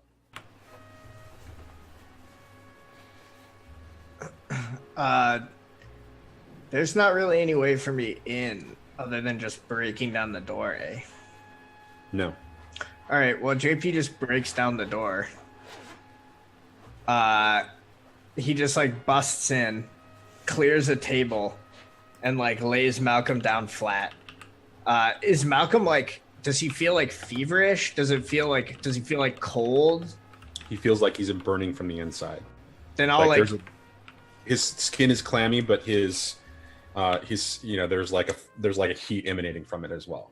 Yeah, so I like JP like knows that he can't like do much, but he's just trying to do whatever he can to make Malcolm comfortable. So he'll get like wet a rag to like try to make like a cold compress to put on his forehead. And he's like trying to make him like comfortable, trying to get him to cool off a little bit while Gephardt comes back. Is he gonna be okay? I hope so. Well, buddy, I'm sorry I let him get this way. It's should have put him in this situation. You could take him to the sorcerer. What sorcerer? The sorcerer. He's in a tower, and he's supposed to make my mom better. That's where my dad left. But sorcerers are tricky folk, right, Malcolm? Mm-hmm. I hope we can help him on our own, so we don't have to deal with him. We're kind of up to our necks in trouble as it is. And behind you, you hear trouble. Trouble? What do you mean trouble? As you turn around and you see that it's Flicker. And she steps forward. What's going on here? What happened to Malcolm? Who's that? What is that? That looks like Malcolm. You can see him too? I can see a lot of things. I'm trying to help Malcolm. Gephardt's he's going off the. I don't know. Something's up. I told him we need to have a conversation, but Malcolm's hurt. I'm just trying to help him. How is you were supposed to, JP? We talked about this. You were supposed to protect him. Ooh, man. I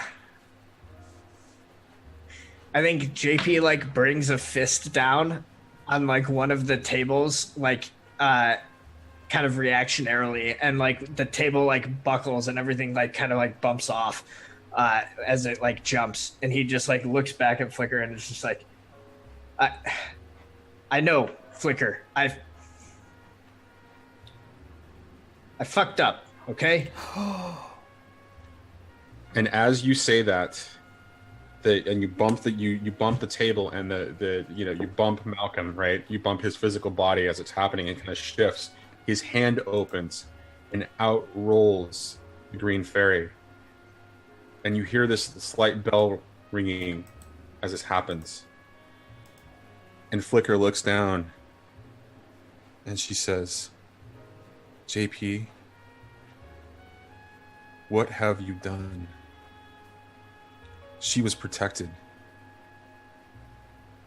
What have you done? I know that noise. There were pirates. I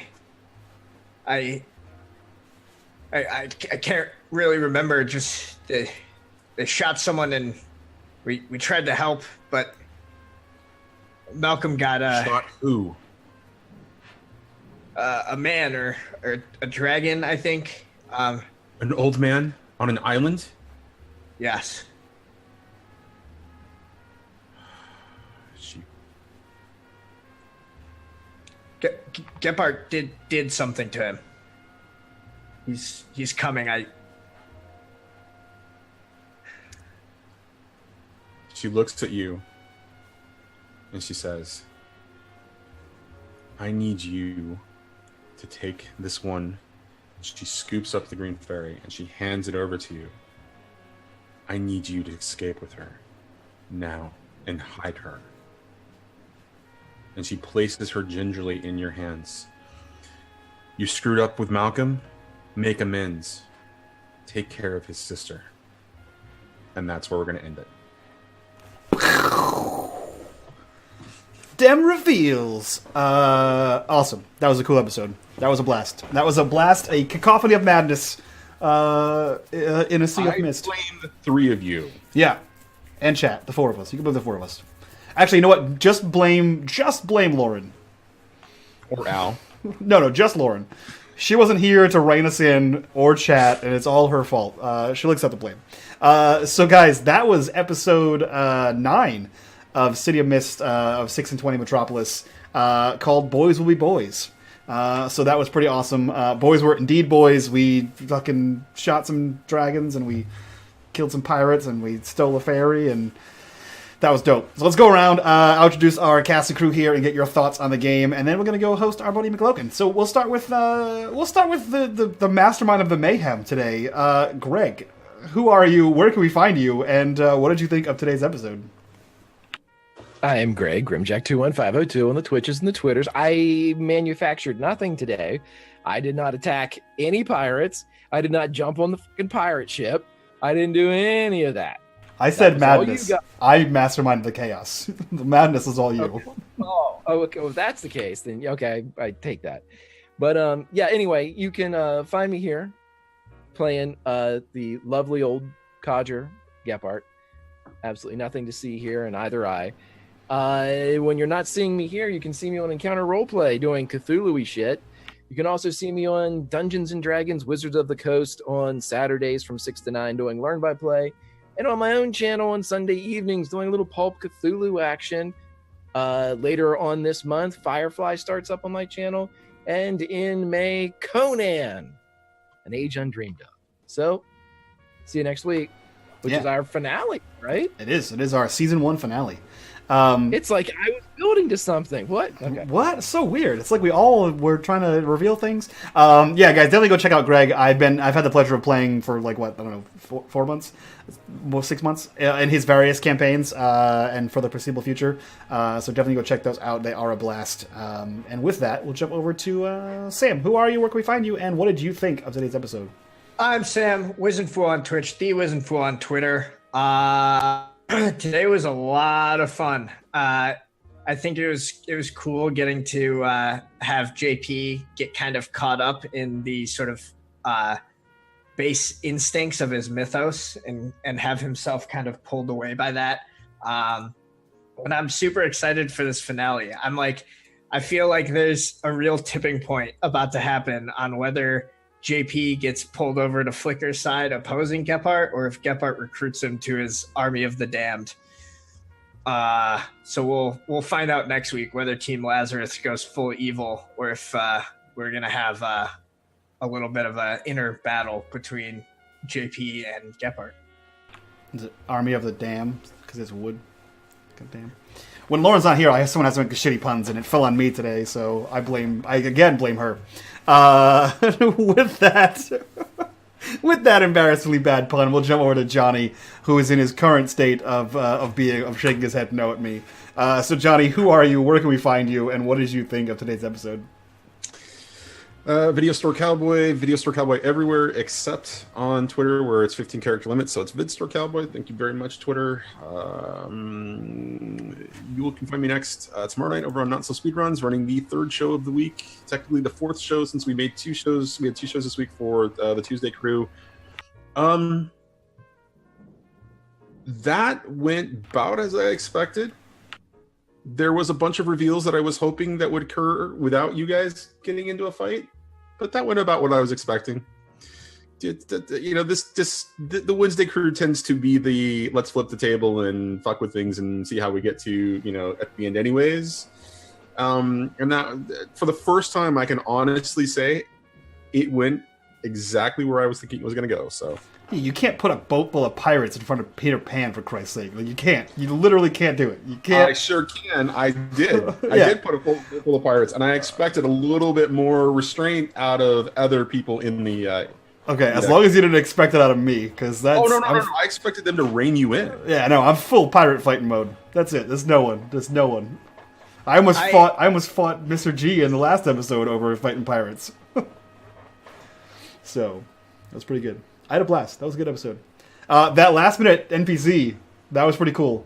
Because that's been my biggest struggle, and I've actually talked to Greg about it and Lauren about it. That's been my biggest struggle for this entire season, is how to bring in Malcolm's backstory, because he doesn't understand it or know what it is, because he lives in Imagination Land. So that was kind of a cool NPC to have. And now it's going to follow JP, because it goes where your new friend goes, which I think is also going to be cool. So yeah, guys, that was it. Go check us out on social media.